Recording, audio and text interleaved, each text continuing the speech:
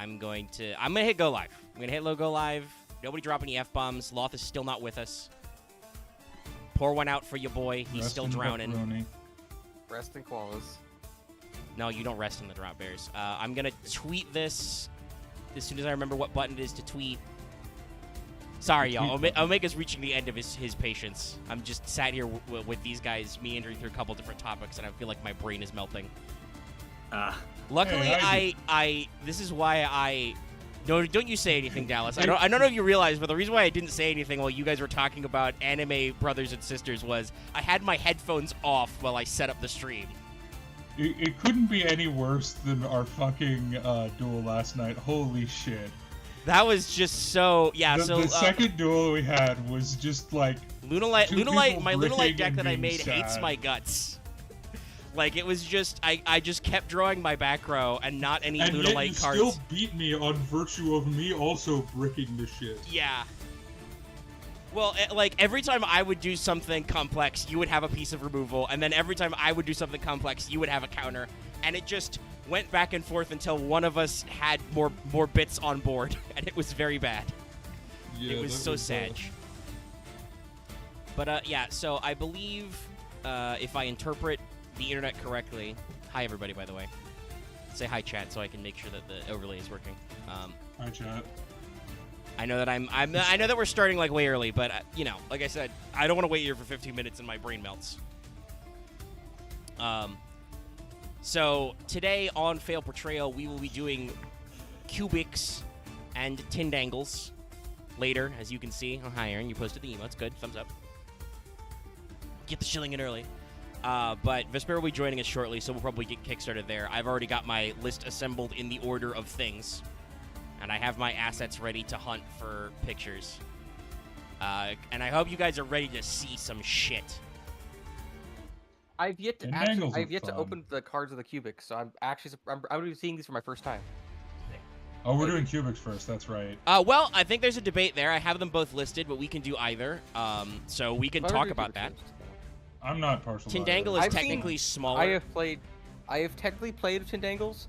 It was technically Tintangle Crawler, so I don't really know what the fuck I mean, they're both flip decks, which is very weird because Tindangle is also a Link era.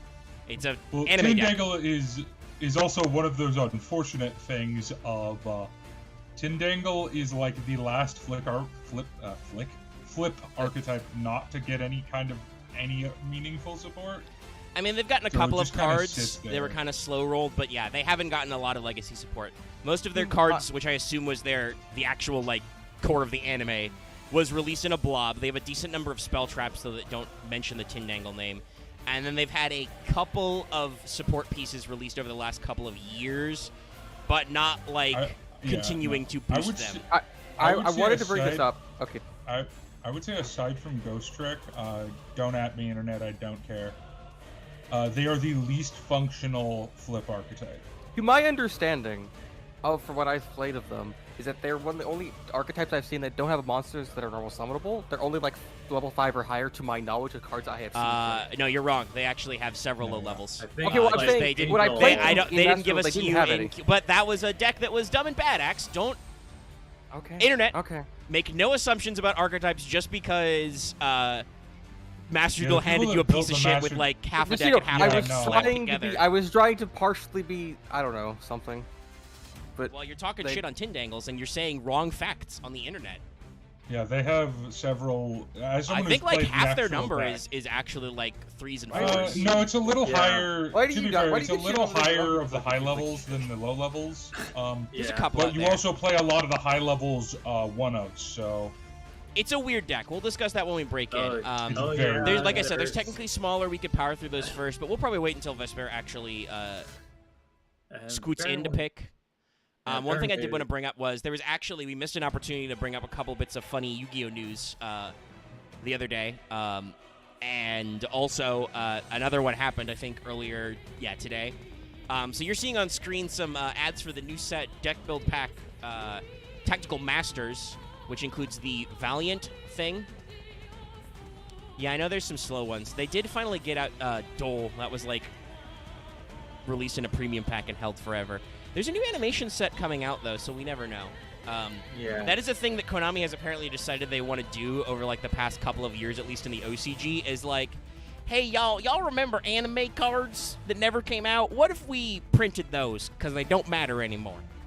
Well, some of them still probably won't. What's that fucking card from Zexal? Chaos Infinity Emperor or something? Yeah, that guy, they'll probably nerf him to hell if they do, but for a lot of cards, they seem to be actively making an effort to be like, almost as if Konami globally has realized that nostalgia is a major factor in their buying market. As I assume that, I don't understand what the Pokemon craze is. I assume it has to be 100% nostalgia and ooh, shiny card money. Like, ooh, look, rainbow card. Like, I don't... I can tell you what it is. Well, what is it? It's the pandemic plus a lot of really popular streamers. Yeah, but it's like, why was that sticky to them? Like, why did they go for, like, Pokemon and not Magic? I think it's because Pokemon's the most recognizable name. I don't know. I mean, I guess no, it's a they're brand. It's also the biggest. I think I've mentioned this before. They are the highest-selling property of all time ever, in terms of sales. Yeah. Well, yeah, I Pokemon is, but also Pokemon, like brand-wise, Pokemon was in the shitter for years. Like, nobody liked the games. Apparently, I love Sword and Shield, and if you say you hate it, I will punch you. But I also didn't play all those 3DS games that apparently slowly ground down your love of Pokemon, internet. Don't at me. Like, I know it's Wednesday, but dude, like, you're a bit tilted right now. This is just where I level my gimlet stare at axe. I'm just noticing, like, your anger is just going up more and more. I don't have any particular dislike for Sword and Shield, but I was actually one of the few fans of the 3DS games, so everyone's different in Pokemon. Yeah, I don't know. It's just, it's one of those weird things where there was so much, this is completely off topic, but we're faffing anyway. There was so much hype around Scarlet and Velvet and being like, oh yeah, it's been 3 years, and there's so many people going, oh, they're going to use the Arceus engine. Finally, Pokemon on the Switch will be good. And I'm like, fuck you, buddy. I liked Sword and Shield. I hadn't played a Pokemon game in like 6-8 years. Like, it was fine. I'll say this. BDSP is a different story for me. That game is shit and should feel bad for itself. I have heard that is not a good, like... That game was legitimately broken for like weeks after it got released. Yeah. Never trust the Pokemon fandom. They apparently send death threats to everyone. Yeah, yes, I don't know. Pokemon... The state of Pokemon, I guess, then that makes it kind of weird that like it still is. I guess it's just I'll call it out. Pokemon has legitimately the worst fandom I've ever seen, and this comes from a veteran Fire Emblem fan. It's always the Nintendo ones, isn't it? Crazy, and also there's an insane amount of sex offenders in the Pokemon fandom. That's not a joke. Okay, I'm not gonna unpack that one. So I guess it is just mascot recognition, but like genuinely, I think the Pokemon upsurge in terms of like selling is like. People remember Pokemon from being a tiny baby child. They don't, like, most adults are not plugged into buying a Pokemon game every year. Well, yeah, I've played a decent amount of Pokemon. The trading card game, like, Game Boy games were fun, but Pokemon certainly took the resource mechanic of Magic in a completely different way that is... They did the Nintendo. We have to be different. And this is one of the times it didn't pay off, in my opinion. But I think I've said this. I do think that where Pokemon has Yu-Gi-Oh! For sure beat is in the quality of their, like, shiny, happy, fancy cards. Yu-Gi-Oh! Just, like, sprinkles some new weird stuff in the foil. Like, I think for collector's rares, some dude just puts his fingerprint all over it or something. Pokemon has like rainbow alts, gold alts, and full arts. Magic has chosen the alt art full art route. They don't do anything with. There's one type of foil. Yeah. The full art cards are actually pretty cool, actually. But yeah, I think I don't know when. I would hope that Konami would eventually, especially because, as we've said, the anime is technically full art format, right? Like, this might be a tangent, but as I think earlier you guys mentioned. I'm noticing there's a weird thing of people in fandoms that basically as adults are into things that they played a lot as kids. I mean, that's just nostalgia. That's not. Yeah, I know, but there's like a lot of like the certain fandoms that have problems with like that. Well, that could be for other reasons because you're trying to like recapture something. I don't think I have a lot of nostalgic fandom. I think I just have continual fandom of like. I've latched onto certain things as a child. I guess you could call Yu-Gi-Oh! Nostalgic, but the way I got back into Yu-Gi-Oh! Was not anime related. It was I picked up YGO Pro in like 2015 or 2016, and I was like, damn, I don't understand how pendulum summoning works, but these non-pendulum archetypes like Cosmo and Aeromage and stuff are like, and Subterrors are cool. Omega, you are also, along with me, part of, I would also argue, one of the most toxic fandoms. Go ahead, say the name. I believe we're both Star Wars fans here. Yeah. I mean, like, I'm a weird, like, so I'm the weirdest thing here is like I'm not a primary Star Wars fan. I'm a weird like tertiary because I got into it via playing for Omega's AP game, for Omega's Star Wars game. No one hates Star Wars more than Star Wars until fans. then. Yeah. I will die by that fact.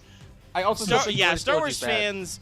I think ever since the 90s, mostly because I only existed starting in the 90s, so I don't actually know how shit in like the 80s with West End games and stuff was, and like early Marvel Star Wars comics. The first time, in case you didn't know. I don't really know how that went with people, but like I have only been existing as a fan of Star Wars like right around Shadows of the Empire / the prequel trilogy started. So like, yeah, I was a kid. I still thought there were problems with those movies.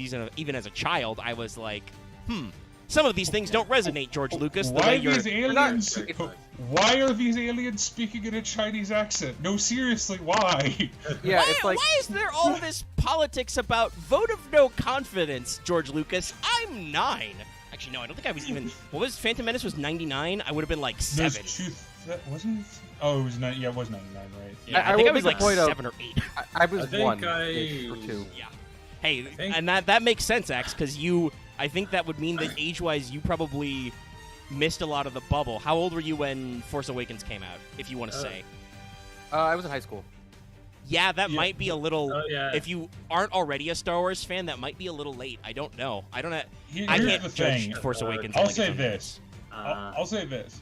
Okay. I think the public reaction to the prequels was bad, deservedly so. But there was no internet, so it was not nearly as toxic. Yes, Mark? You were trying to say something the whole time? Yeah, I think the very first Star Wars film I ever watched in, I think, theaters was Return of the Jedi, but I think that was a re-showing. Yeah, George Lucas did do that just before, a couple of years before Phantom Menace came out. Yeah, so that was the first one that I think I watched the other two before Phantom Menace. I saw the special editions on VHS as a child. I want to make Vesper is also saying they were 1 when Phantom Menace came out. They were in chat. They were mocking. Oh right, yeah. Vesper and I figure like almost the same exact age. I'm guessing. Omega, was it the giant bulky ass gold VHS cases? No, I think I've still got them. It was the trilogy sleeve box where all 3 came in one. I think. Yeah, no, it was in gold, wasn't it? Mine's not gold. It's like black, but yeah, it's the same thing. It was just a big chunky like. Hey, look, Star Wars. You like Star Wars, right? Yeah, but I like Luke Skywalker. I think still have the VHS tapes that weren't the Lucas special edits. I remember as a kid watching Episode 3 a lot and not understanding it. I can understand. Oh, dude, it was a movie we had disc and we watched it in like our car like TV screen. I went to a pre-screening of Episode 3. God, I think that was the first. No. Episode 2 was the first one that I was just like, I don't think I like this because Episode 1, I think I was young enough where I didn't care. Similar. Yeah. That's how I was too. It was like, yay, this is Star Wars. Also, I will still argue the action scenes of that movie hold up. Yeah. First, like Star Wars games I think I played was Shadow of the Empire and Rogue Squadron. Yeah, just to get some feelings out of my mind is that mine was Outcast. For Star Wars, like I have grown to never. I feel like the weirdest thing, like Star Wars is weirdly better when it's not about Jedi. It's when it's more about being. I mean, there are some Star Wars fans who are like that. I just made the reference. I said I like that. That's me as a small child. I like Luke Skywalker, but I think Luke it's Skywalker is weight. Skywalker in the original trilogy is very different than the whole Jedi thing became, and unfortunately, I feel like Disney's Star Wars has not quite separated those character arcs, but I am one of those people who I am an adult, and I own a lot of Star Wars old EU novels. I can go, those still exist. I can still reread X-Wing and like the good Star Wars books. I can skip the bad Star Wars books. There are a lot of those. I have There's a weird, lot of bad I've stuff. had a weird thing of me where like because I grew up, a lot of my friends across like the country and sometimes the planet have all been like writers of different things. So I've grown to a weird thing of I've grown to also playing tabletop games. I've grown to like ensemble cast a lot and having a weird thing of when you make a protagonist have a legacy so much that they are the almost like the 80% the most important thing in like the entire plot or universe. Well, it becomes kind of stupid. And I kind of can dry. understand that, which is why to an extent I prefer Old Republic to New Republic. Or Second Republic, or whatever, however the hell you want to classify it. I mean, that is. I think that is a when a there problem. were 50 billion Jedi running around, so it really wasn't that special.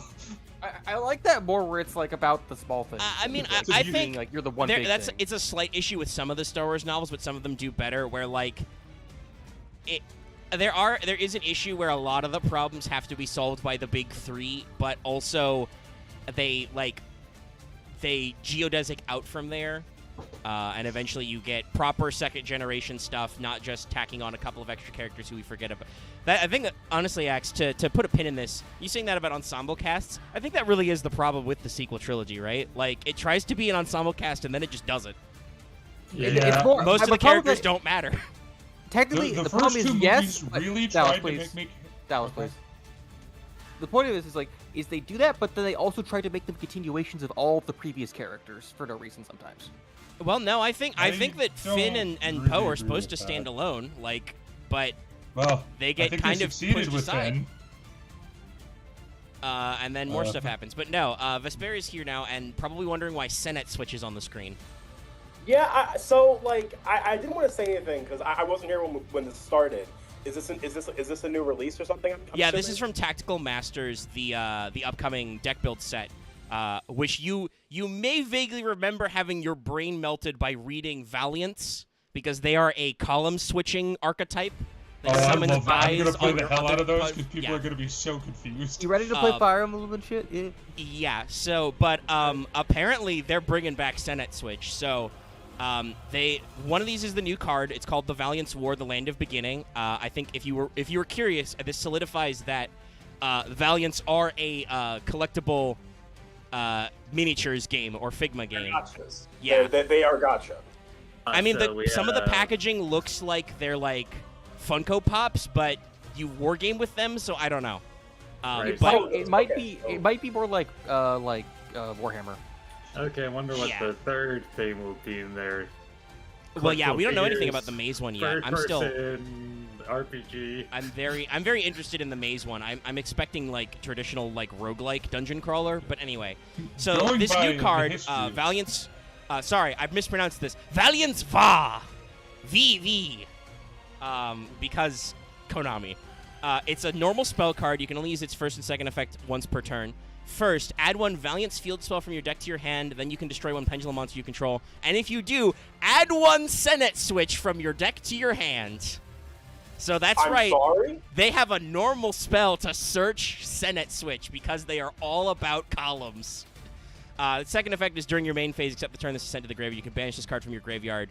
Place one face-up Valiant's Pendulum monster from your extra deck in your Pendulum zone. What So is it's a Senet Switch recycler. again? So, How old is this if you card? think about it makes sense because of the pendulum effect summon into the column they're placed in, correct? Yeah, something like that. So that makes sense, but also just make a fucking Senet Switch for the archetype. Like just do what Mech Knights do. Ah, fair. No, but that won't nearly be as abusable. They were just tired. And they're also reprinting Senet in the pack, obviously, which is very But fun. like, I would hope so because I know the whole thing. Has it even gotten reprinted? Has it even been Let me reprinted? check. I'm looking at it right now because I wanted to double check. So, No! what is It was it? a common in Cyberdark Impact and has never been reprinted. What does it do again?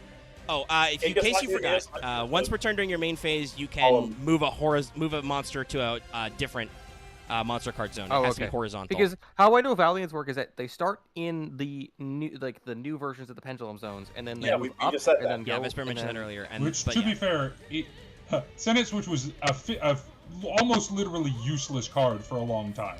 It was, yeah. Cyberdark Impact introduced a couple of mechanics that, like, slept for a long time. Nobody thought Senet Switch would be relevant because it was just a And then Lynx came out. kitsch common with columns, and then you're like, oh shit, columns matter. I think the only other bit of news we've missed over the past couple of days, because we usually yell about random Yu-Gi-Oh things in the stream, is the OCG has announced a new structure deck, Legends of the Crystals. It's going to come out in June. They're going to release a Crystal Beast support. Let's go! Including a new boss monster.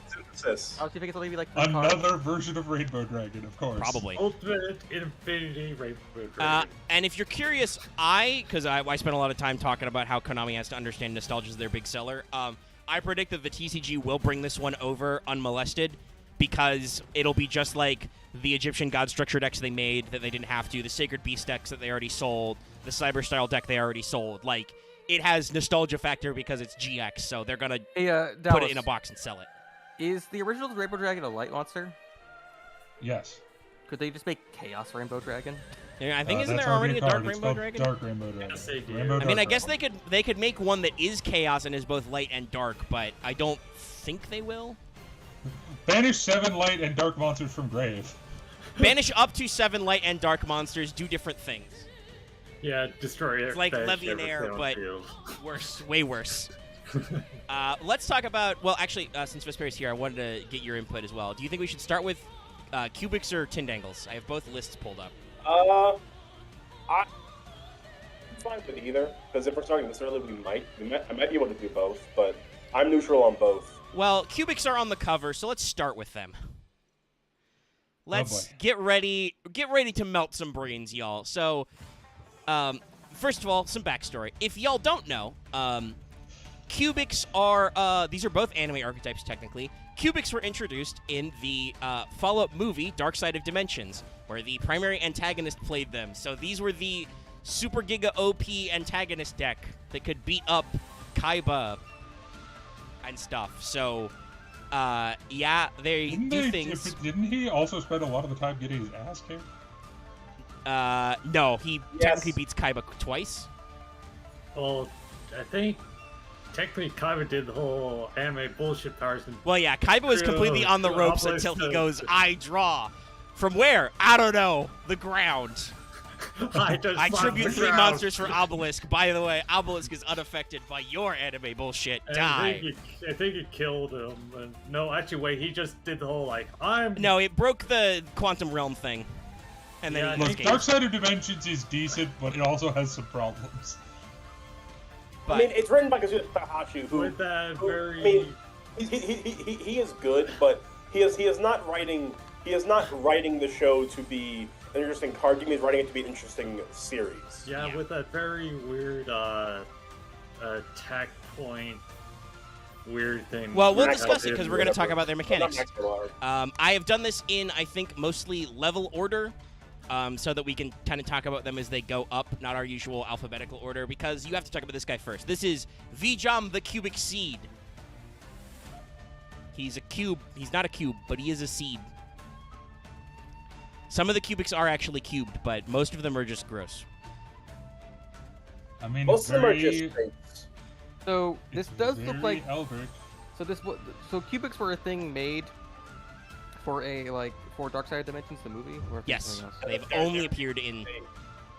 Because this looks they were not real until they needed something for the enemy to play.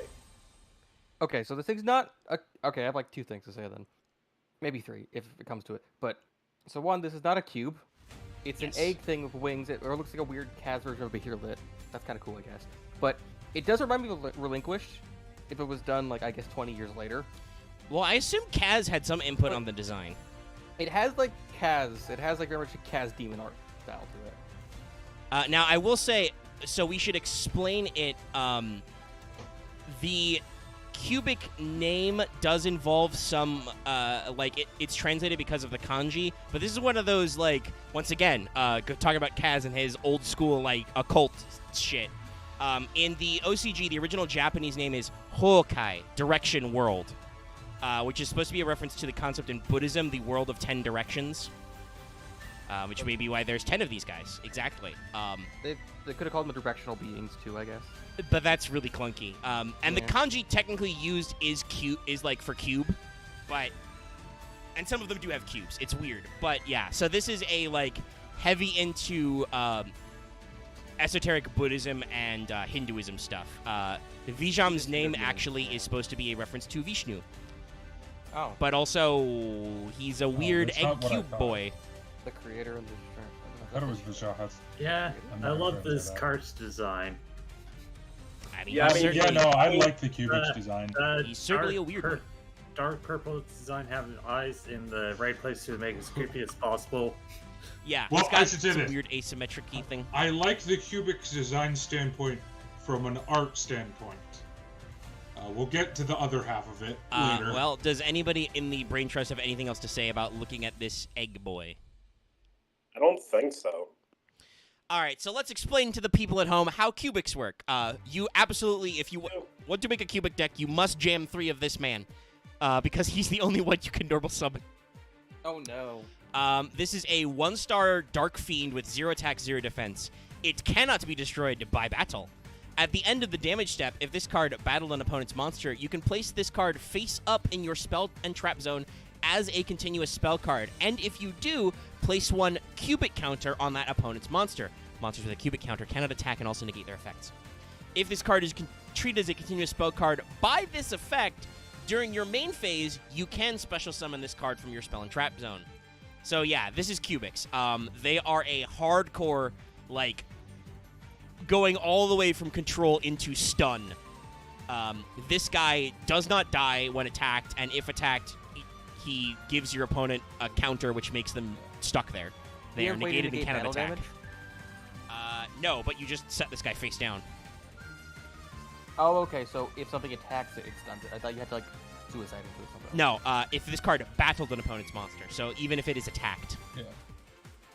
So yeah, it's still fucking that's how the landmine. cubic Okay. seed works. He goes in your It's spell still trap landmine. zone. He applies counters, which stops your opponent from attacking.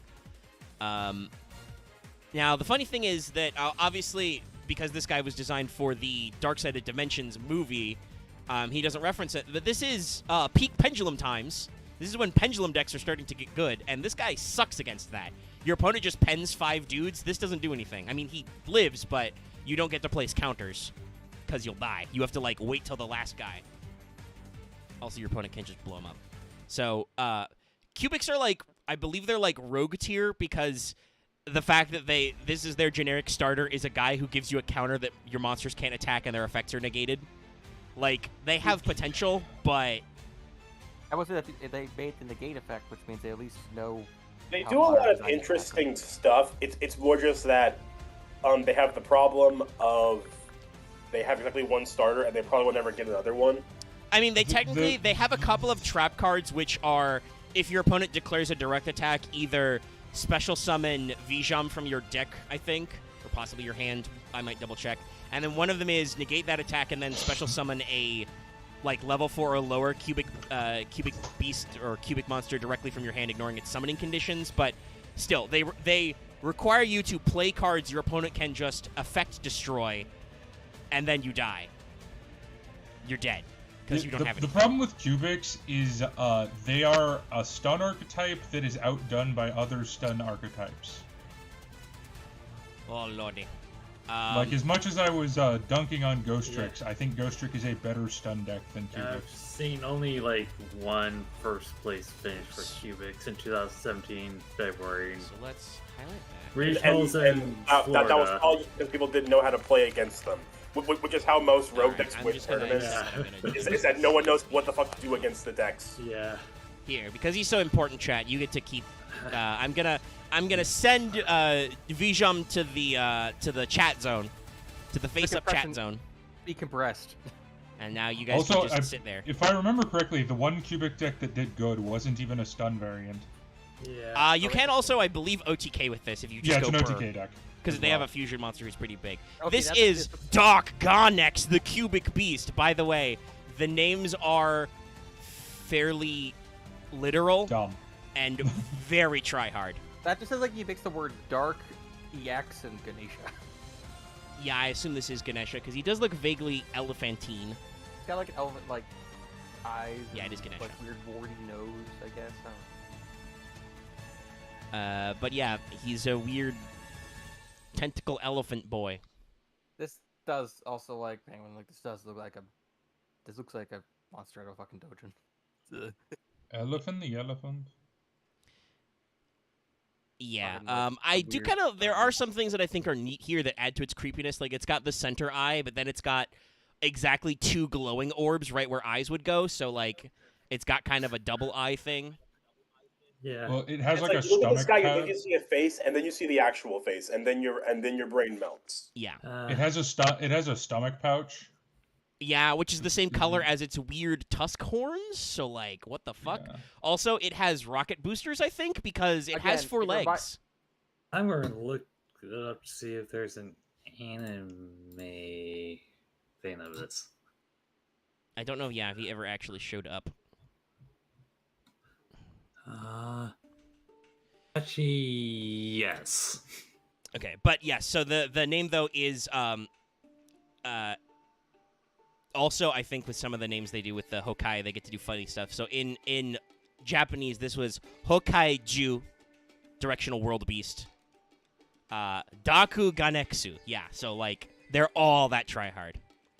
I don't think he like looks the worst. Like I think most of the things he does that are like make me go ah are positives, right? Like they're part of his creepifying extra dimensional design. Like seriously, Yeah, hands. it's weird, but it's intentionally weird, and that's part of the design instead of being like an accident. I wish he had needles at the end of his fingers. Personally, I mean, he's got claws. They're close. Yeah, but I wish they were more syringe-like. Yeah, that would probably make him even creepier, but he exists. So Look, y'all have seen me post an art dump. So, you're gonna, as I've mentioned, you're gonna immediately notice the problem with these cards. This is a level 2 Earth Beast with 0 attack, 0 defense, so they're all, different kind of combos. Cannot be normal summoned or set. Must first be special summoned from your hand by sending one cubic monster you control to the graveyard. If summoned this way, this card gains 1,000 attack.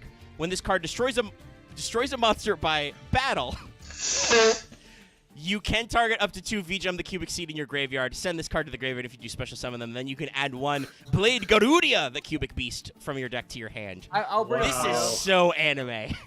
I'll bring up a point of. It feels like this didn't need to be a level 2, but I think it's a level 2 because I assume you climb from 1 to 10. Yeah, I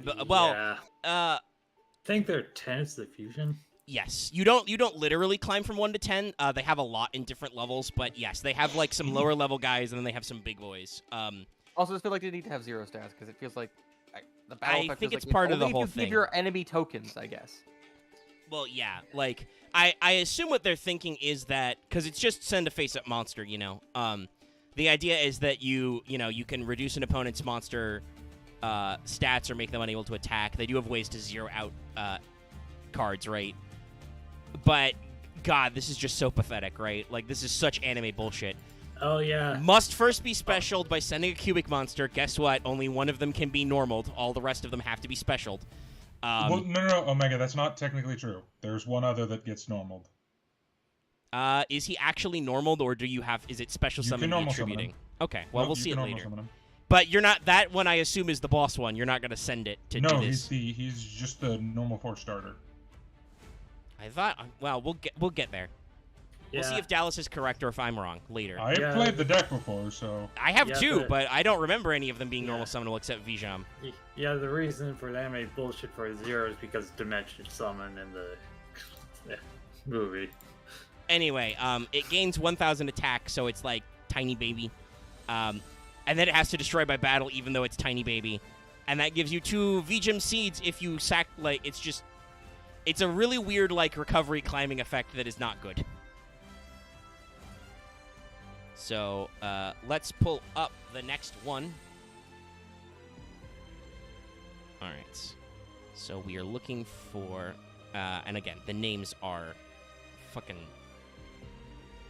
Remember how I up-talked that at the very least, stuff like, Digital Bug had very good pun names, right? And,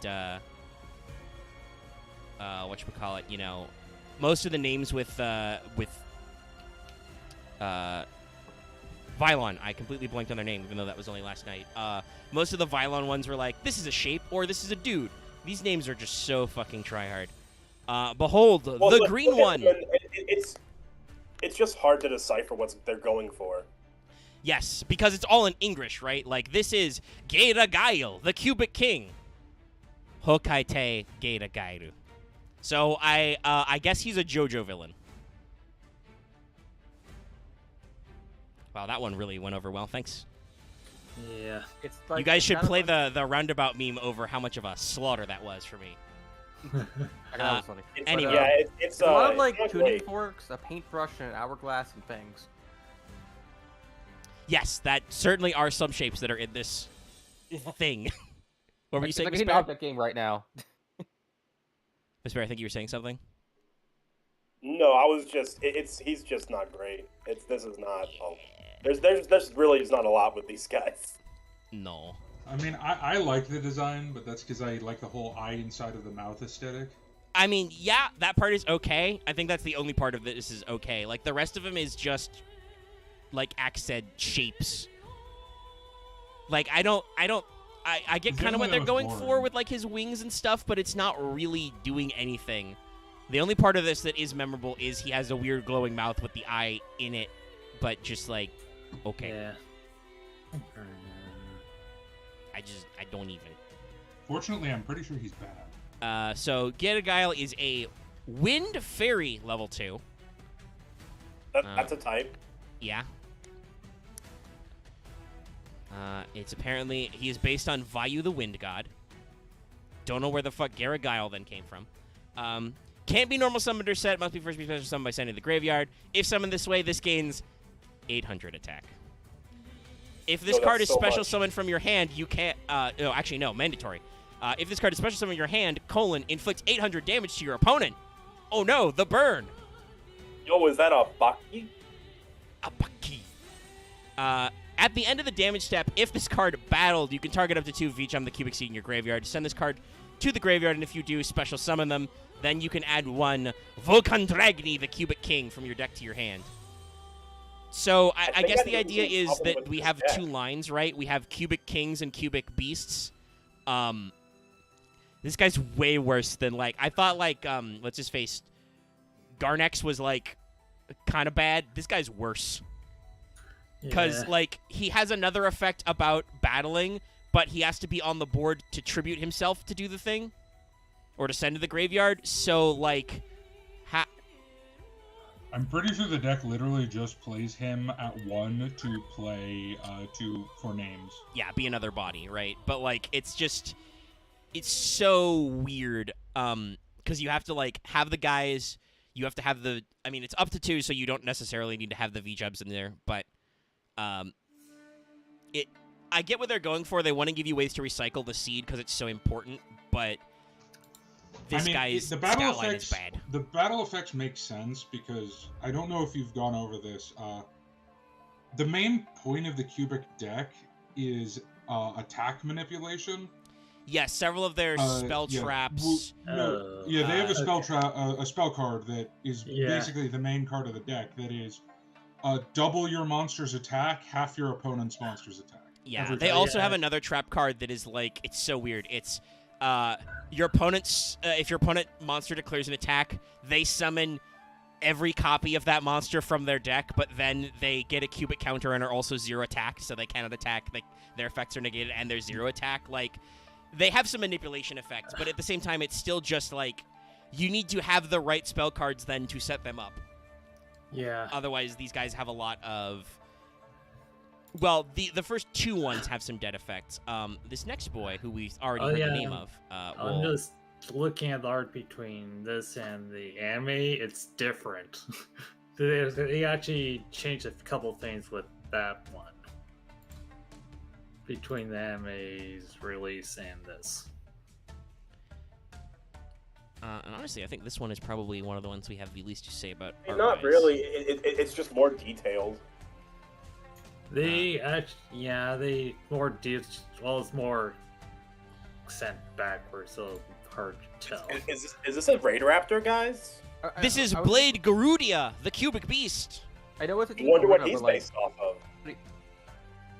The weirdest thing is, like, it looks very different than the other ones. Yeah, that's what I was gonna say. Like, I don't think there's anything to really. I mean, he has the eyeballs, but. Varia, isn't it? Right? What was that, Miss Bear? It's based off of Varia, isn't it? Vajra? No, I assume it's Moving Garuda. on. Yeah, no. Yeah, it's Garuda. In case you can tell by Blade Garudia. And also the bird. So that's what we're trying to be funny.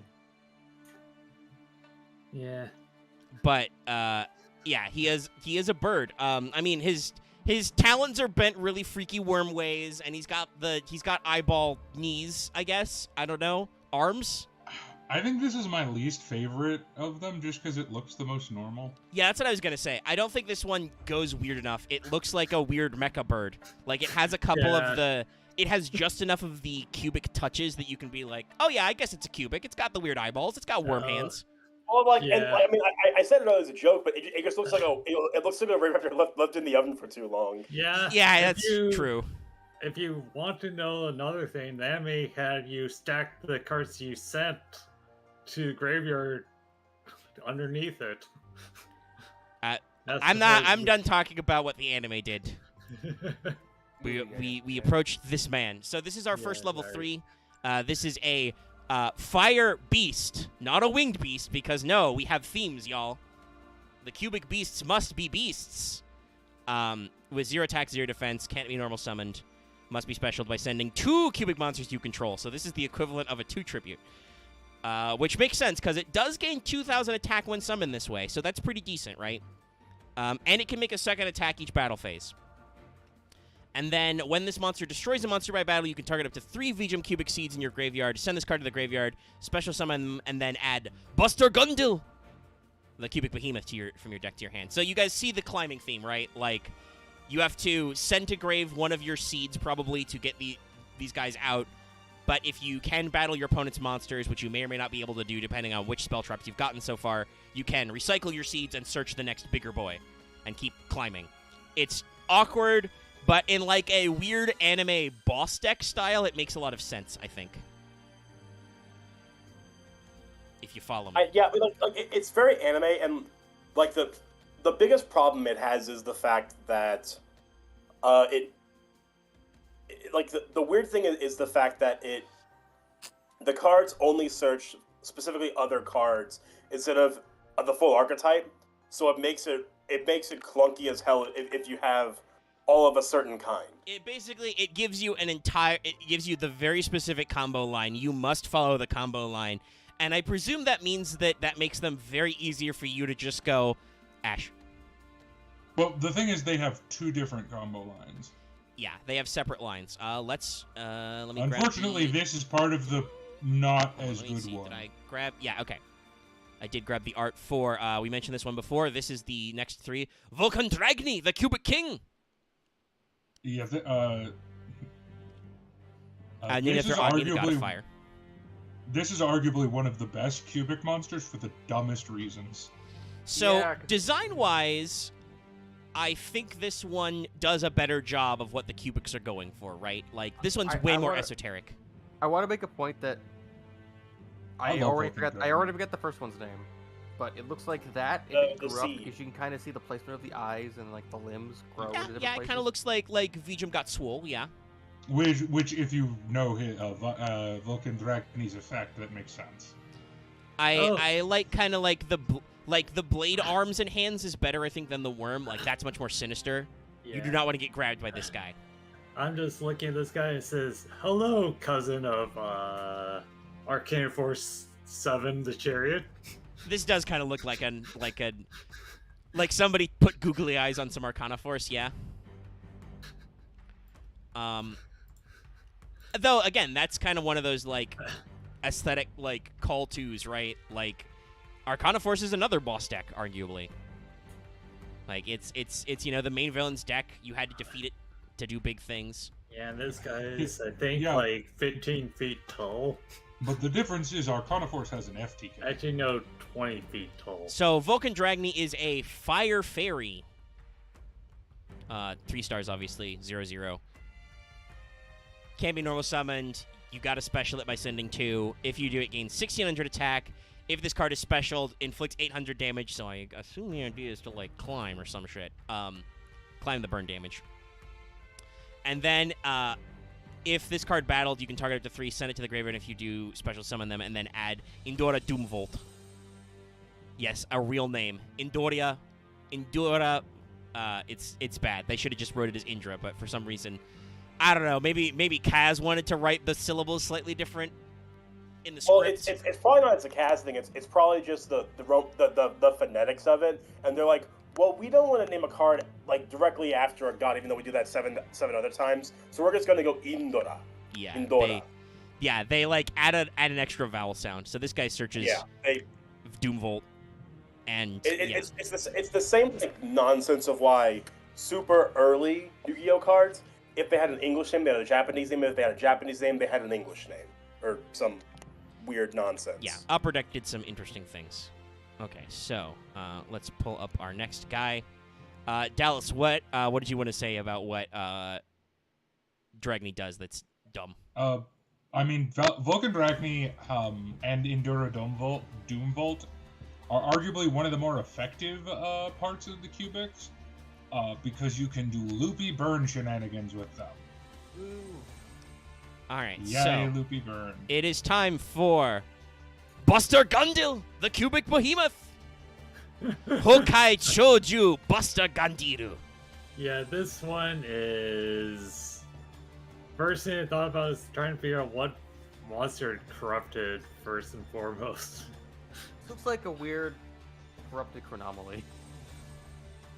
Yeah. By the way, like his infinite towers of pimps there do like glow with a golden energy and shoot beams out of them or something. Yeah. It's in a different spell trap artwork. Yeah.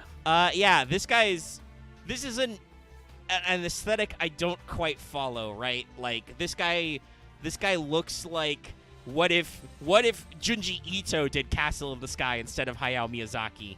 I mean, what he is a Numeron game. Like that's also that true. Well, I forgot. I'm not sure if it's intentional or not, but like a lot of these monsters have almost a cyclopean theming around other anime decks, and I'm not sure if it's intentional or not, or where it's just... I mean, it could be. Darkseid was technically, that was, what, 15th anniversary movie? Well, yeah. If it was Pendulum Era, it would have been still when right when Zale was finishing.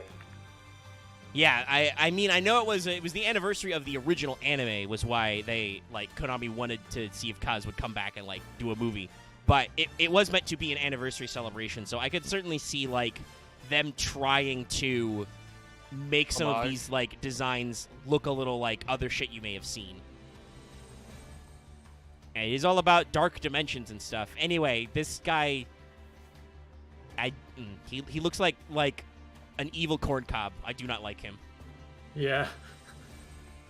He looks like the Nethersoft logo came alive and is trying to kill me. Oh no.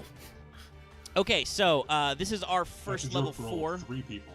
Buster Gundil Cubic Behemoth is a level 4 light beast. Yeah, this is a beast, y'all. Choju. I mean, he is the behemoth. True, but like it's still Like it's a so rock so. or like a winged beast or like a machine. Look, I'm not gonna choose now of all time to be like Yu-Gi-Oh, your types are dumb. I mean, This the is types not of the hill we oyster should dumb. die on. I mean, So, hey guys, in case you couldn't guess, as a level 4, this one must be special by sending 3 cubic monsters you control to the graveyard, and it can't be special summoned other ways. it's Except the for that one equivalent- card they have that ignores special summoning conditions. It's the equivalent of like playing a level 10. If summoned this way, this card gains 3,000 attack. This card can make a second and third attack during the battle phase. If this card in your possession is sent to your graveyard by an opponent's card, by battle or card effect, you can target up to 3 cubic monsters in your graveyard, special summon them, then you can add 1 cubic card from your deck or graveyard to your hand. So now you guys are seeing the payoff. This guy is much more generic. Now, I do believe... Let me double-check some of the older ones. The thing is, the problem with him is literally just he's the worst payoff. Yeah, so... He's one of their 2 payoff cards, and he's the worst one.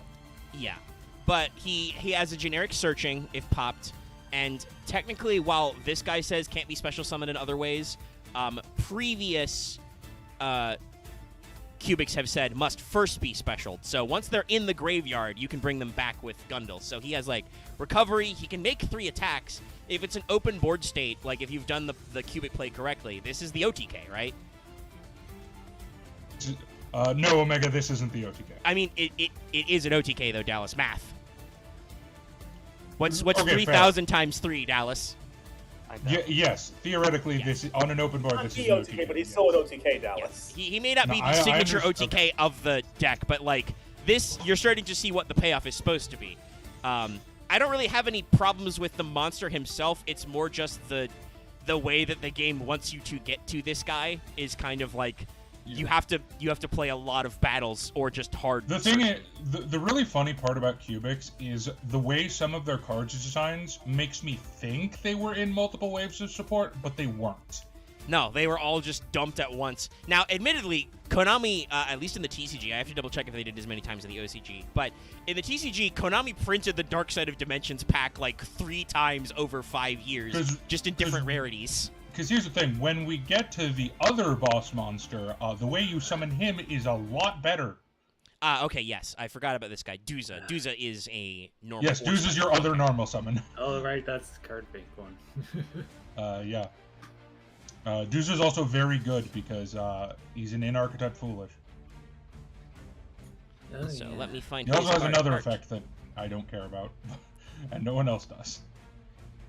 So I think we can say as befitting another starter, he has a decent appearance. He, like, again, he's got the lines and the like geoglyph shapes, but I feel like he looks distinct enough from some of the other guys.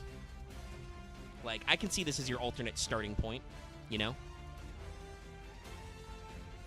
He's still got worm hands, No. but he's got worm fingers but ball hands. Okay. Well, yeah, and he's a machine. Also, I want to throw this out there. This is literally just a Pokemon. Yeah. Yeah, no, Yeah. This is just. One Is of there those already a ultra-beasts. Ghost Reggie? No, but there's a dragon one. Now. This looks more like one of those Ultra Beasts. See, I was gonna go with this. Just looks like Golurk put on some weight. But Actually, it makes me think of like the Claydol ones because like the bottom of it, the base of it. Yeah. Is a Pokemon. Yeah. Like, This one came from manga, I think. this guy is definitely the least cubic of the cubics, even though they have no through design somehow. It's weird. Yeah, I'm assuming because he's the alternate starter, he's supposed to look different, and I appreciate that. But it is definitely weird. Like he doesn't look like he fits. He doesn't in even have an perfectly. eyeball. Like Yeah. he doesn't even have eyes. He's just an well, object. he's technically not a cubic. No, he is. No, because he is the cubic vessel. So I assume he is like a suit of armor or something. Well, I don't know, but his name is Ryusei Hokaiki Duza. So Duza, the meteor cubic Hokai, vessel. yeah, the vessel of the cubic vessel of meteors, whatever. So that's why they Yeah. came up with his dumbass name. I told you these guys are. The literal translation is Duza, the meteor direction world vessel. Oh god. Anyway, this guy's a light machine with who's 4 stars, 16/16. If this card is normal or special, you can send one cubic monster from your deck to your graveyard once per turn during either player's turn. If a monster was sent to your graveyard this turn while this card was face up on the field, you can make this card gain 200 attack for each monster with a different name in your graveyard until the end of this turn. So, by default, this guy is actually 1800 because there's no way you're not going to use a free Foolish effect, right? No, yeah, he's very good. Yeah. So yeah, as your other starter, like stat-wise, like yes, this guy is, you absolutely are jamming 3 of him and 3 of Vijay, right? Yeah. So it works. It's a little weird, and like I said, aesthetically, he's just so, like I still have Vijay on the screen. He's so different. Like even the way his lines are done are like so orderly and symmetrical. Like he looked more like metallic and like artificial than the other ones, which were like weird, Yeah. like semi-organic creatures. Yeah, Although it's just because Not a of lot how about that makes him look like he belongs in the archetype. yeah. oh lordy. Oh, which one are we on? This is our last 4. This is Doomvault. Oh, Indura. Yeah, Indura Yeah, looks interesting. These guys just get bigger and more complex. Oh. Oh, I can't wait until we get to the boss. This I was not prepared to look at this up close. Yeah, this one is shiny. He's the reject Earthborn Immortal. Yeah, no, this has got big Earthborn Immortal vibes, but damn, dude. Look He at them also has look at them hinge worm fingers. So I need to bring up a Also- thing. So Okay, go ahead, Axe. I want to say that the bottom half and the top half of things don't match. They feel I like think two that's separate things. intentional. I Yeah. know, I but th- they're two separate things here. That's what makes him so off-putting. Like, also a stitched mouth. So, yeah, he has two faces. He actually, you could argue he has 3 faces. Yeah, he has 3 faces. He has both. I love the interplay here. I want to point this out. Notice how some of his joints are gears, but he also has those, like, fleshy worm fingers, but on, like, a gear joint. Like, this guy is such a weird kitbash of, like, organic lines. I think it might be like worms, but I think it's, with the thing of, like, certain kind of, like, metal... Yeah, it could be like a telescopic rod. Omega, I think it's more like telescopic indexes. We should play the game. Oh, yeah, no. The internet might be able to figure out, but internet, would you like to guess this guy's type? What type is this boy? Is Indora Doomvault the Cubic Emperor?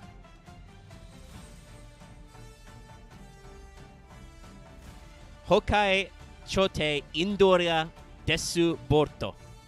Oh no, he's Boruto. Where's his dad?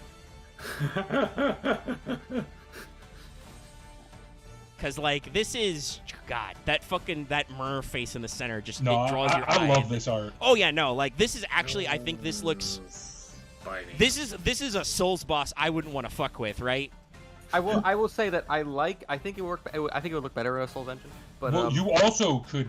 You definitely can tell. This guy can stand on his quote-unquote hands and go upside down because of the way they're hinged. This also... another comparison. This is a Legend of Zelda boss in, like, a Thunder Temple, right? Oh, yeah, this is a... I mean, I don't want to bring too much attention to it, but all of the cubics look like Legend of Zelda bosses because the fucking eye... Actually, Thunder to elaborate upon that, how about images like if it was like a boss fight? It'd be like it's the top half in a wall, and then this weird ooze like grabs at the top half as a body, and then tries to hit you with it. Like the bottom part's this weird ooze thing you kill. The second phase of this is absolutely he like splits in 2, right? Or maybe that's his. I think it goes upside down. Wombo combo. Maybe it does both. We're not getting a lot of guesses in chat, but I got one for Thunder. You would be incorrect. It is not Thunder. Is it a beast? No. This is not the beast. You've already seen the beast for this floor. Furry fairy. Yes. This is because it's a cubic emperor. The angel. He is a light fairy 4 with that face. Be not afraid, humans. Be very afraid. No, be very afraid, humans. Be very okay, afraid. so Indora Doomvault cannot be normal summoned, must be special summoned by sending 3 cubic monsters you control, and can't be special summoned other ways, so he's basically the reverse of, what's his nuts, the behemoth. I've already forgotten his name. How could I forget? Buster Gundil! You have to anime shout all of these names. They're written exclusively for that purpose. Indora Doomvault. Indora Doomvault! If summoned this way, this card gains 2400 attack. If this card is special summoned from the hand, inflict 800 damage to your opponent. If this card in your possession is destroyed by an opponent's, or sent to your graveyard by an opponent's card, battle or card effect, target 3 cubic monsters, special summon them, and then add 1 cubic from your deck. So basically, this guy is the exact same as Behemoth, but he has smaller attack, but he has a burn when summoned from hand. And as Dallas pointed out, if you're running this guy and Vulcan Dragny, they kind of search each other when you do stuff, so you could do some loop-de-loops and get some burns in. I presume this is the style that somebody was talking about was popular in Duel Links because you have way less life points to chew through. Yes. Yeah. This is the. Well, I don't know if Indura is even in Duel Links, but I know Vulcan Dragny is very popular in Duel Links. So now it is time for their 2 big boys. First, their main deck actual big boss boy. Monsters. Spoiler, at least this first one isn't played much either. This first one is actually a cube. Yes. Also, this is easily the best card in the archetype. Like, bar none. So, behold! Crimson Nova, the Dark Cubic Lord! Crimson Nova. Okay, I think I've seen this card, because that's why I thought cubics all look like cubes. I think I've seen this He's one a cube. Well, he is the best card. Like, he's also made of cubes. He's got a lot of cubes in him. I don't know why he's called Crimson, because he is very clearly violet at best. Yeah. I guess he does have a red mask in the cube heart zone. In the thing from he's got a face core thing from the thing from Berserk. It looks like it. No, I mean maybe over here, but it looks like a weird mix between Hero and a Majora's Mask. Yeah, also there could be some Majora's Mask vibes. That also goes to Dallas's point that these guys are just secretly the Legend of Zelda boss lineup that's lost. Yeah, no, this is the Forest Temple from Majora's Mask boss, just with the cube on his head. I mean, I like that he's got eyes in the wrong places again, but in, like, a different way. He's up to 4 eyes, right? I like that his tail is just cubes stacked on top of each other. That's always an aesthetic I've really liked, both when it's artificial and when it occurs in nature. When you get, like, orderly geometric shapes and you're just like, that's not how that works. And then you look at hexagonal columns of basalt and you're like, oh shit, that is how nature works. That's freaky. But yeah, so I don't know if there's anything to say about this purple man. Besides it being, would this be a good way to describe what this is very much a hypergeometric being? Probably, yeah. I mean, he's got cubes on cubes on cubes. I really like the word hypergeometry, and so it means many different things. It's a weird word, but it's a great one. It's one of those words that doesn't mean anything, but means a lot. I mean, it says a lot without any particular meaning. You get to go like, damn. So this is a level 10 Dark Fiend. 3k attack, 0 defense. Cannot be normal summoned or set. Must be special summoned from your hand by revealing 3 other cubic cards in your hand with different names, and cannot be special summoned other ways. Unaffected by other monsters' activated effects whose original attack is 3k or less. So this is the ultimate weenies get out monster. Unless you're playing Chaos Mechs, I guess. I mean, yeah, no, this is just, are you playing an OTK deck with huge boys like Galaxy Eyes or Blue Eyes? Fuck you then. It's 3k or less, so like even your normal guys are not in there. When this attacking card destroys a monster by battle, you can activate this effect. It can make a second attack during this battle phase. During your end phase, each player takes 3k damage. You can only use this effect of Crimson Nova, the Dark Cubic Lord, once per turn. So, by the way, that's the... I believe that means that the conditional on that damage is on the second effect. Make a second attack. No, the damage is not conditional on the attack. Then I don't know why it says you can only use this effect. The damage? I guess? It's so that if you trigger multiple of the card in the same, you can only trigger once. It's a hop, so you can't... It's so you can't summon 3 instant win. Right, okay. Or instant draw, rather. Yeah, but so this is the big bungus, like... This is the OTK slash burn. It gets 2 attacks, and then it does 3k damage in the end phase. So... Yes. And honestly... I know why this guy is the boss, because he doesn't give a shit about all that build-up stuff. You just need 3 cubics in your hands with different names, and you just do that. Well, no, he cannot be special summoned other ways. Yeah. Well, no, you don't need to tribute anything for him. You just reveal. Well, no, that's what I said. You reveal. Yeah. Yeah. Guess. You just need 3 guys in hand. And then it can be, so long as they have different names, obviously, that can affect your ratios. But, like, this is, compared to all that tributing the lower level guys do, this is very easy to bring out and has a reasonably bossy effect. Telling all other monsters with 3k or less attack to fuck off is, pretty spiced.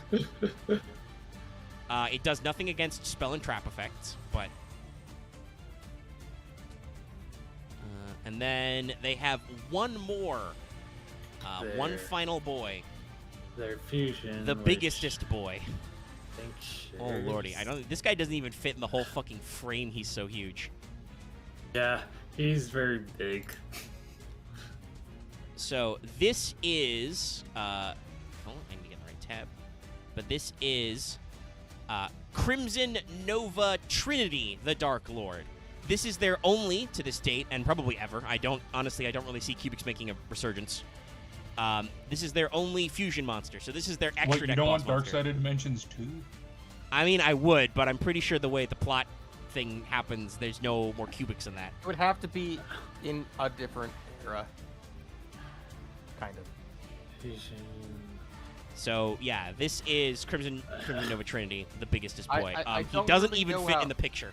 I I don't really know how to describe it because besides the previous monster, it looked like that was the base for it, and then it got flipped over, and then a bunch of shit added to it. I just realized I was muted for like 20 minutes. Oh. I saw you were muted, but I assume that was a personal choice. No, so, well, now that I'm unmuted, I wanted to mention about the last play we were talking about. Yeah. Regular Crimson I Nova. looked up his name just to make sure that the Crimson wasn't a weird, Nope. translation thing. No, he's just called Crimson Nova, even in Romanji. Yeah. Now, this guy is actually Crimson. It makes sense. But why was the last guy purple then? He's even purple in the anime. I don't know. Maybe it's weird lighting. Also, if you notice the previous, I don't think it's weird lighting. He's purple in every time he shows up. You can literally see the Crimson Nova is like the base of this thing. Yeah, I guess the crimson part is the core is a little red. You can see it much better in the anime shot. And now the red has like peeled like an egg and now is everywhere. Anyway, this guy's got a fuck ton of eyes and horns and tentacle hands. It's just a floating cube spy too. Yeah, he still has the cube tail. Like this is some real eldritch shit. Yeah. Actually, and I should ask, what the fuck was, because I forgot to double check, what was Crimson Nova supposed to be? Oh, I don't know why it's called Crimson Nova then, but that's supposed to be Shiva. That makes sense. Okay. But yeah, this guy. Anything else to say about this guy, looks-wise? What is this thing supposed to be? I mean, he's cool. Yeah, I love the design. The colors work together. The background doesn't distract from the main player. I like that the eyes are all looking different directions. Yeah. I like it, but I don't think it's pleasant. I don't think it's pleasant to look at. I don't think this entire archetype's supposed Yeah, to I be know. pleasant. This is Ankoku Hokai Jashin Crimson Nova Trinity. Literally, Crimson Nova Trinity, the Dark Direction World, Wicked God. Meh. Very try-hard. Anyway, this Honestly, is I like the card art better than the anime art. So this was when Yu-Gi-Oh! Anime was heavily leaning into we have CG models now for most cards, and it does not work. It does not work for every monster to be a CG blob. Okay, I understand animation studios making and rigging CG models is a lot cheaper and a lot more like workflow efficient. Don't you fucking lie to me? It doesn't always look good. Let me tell you something I heard about how CGI works.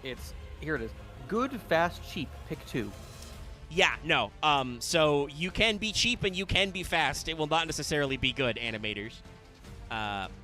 Everybody remember the bear from Golden Kamui? Well, also similarly, Blizzard definitely does not pick the fast, considering they release one CGI trailer every 2 years. Oh yeah, no. But When you see those CG, like those full CG trailers for like video games that you see once a year, those look brilliant.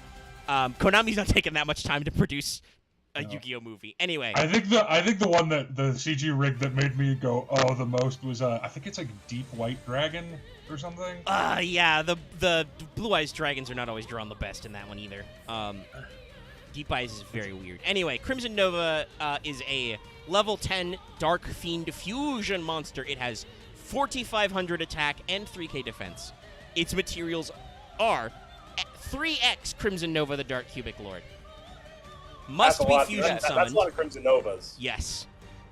Must be fusion summoned with the above fusion materials and cannot be special summoned other ways. So basically, how you want to do this is you have 3 in your hand. You have like 2 in your hand, 3 other cubics in hand, and then you draw the third. Basically, yeah, that's your only hope. And you still need poly because this doesn't have contact fusion. Why not contact fuse by this point? Like you already need 3. I don't know, but anyway, this is a full-blown towers, by the way. I mean, it's not unaffected, but like this has the classic towers effect. It cannot be targeted or destroyed by your opponent's card effects. When this card declares an attack, half your opponent's life points. When this card destroys a monster by battle, you can activate this effect. This card can make a second attack during the damage phase. If you take effect damage, inflict damage to your opponent equal to the damage you took. Like, damn, this is an anime boss monster. Contact fuse it. Yeah, this is an anime boss monster. Like, he has the tower's protection. He gets 2 attacks. If he destroys a monster anyway. Both attacks have life points. Yes, every time your opponent's life points get halved, and he's fucking 4,500. So basically, if it hits you in the face, you're just dead. Yeah. If it hits the board, this is a game ending, probably. Yeah, like the only way is if your opponent has some kind of non-targeting, non-targeting, non-destruction removal. Yeah. I hope Solemn Strike happens. So- Or unique. Well, yeah, that's the other problem. Because he must be fusion summoned, he is going to be telegraphed as fuck. Your opponent will basically be like, I play polymerization, and they're playing cubics. You go, no. Well, that's the neat thing, Omega.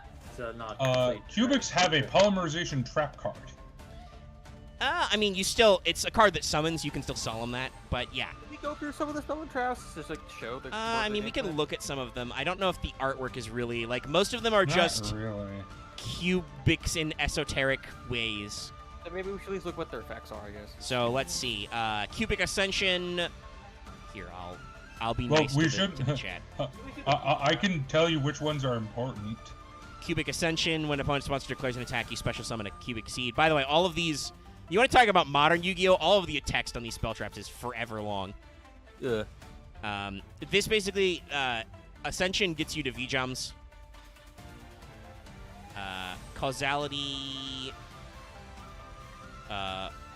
is another normal. Distribute cubic counters on face-up monsters your opponent controls up to the number of cubic monsters you control. Banish and... okay, so Causality generates counters.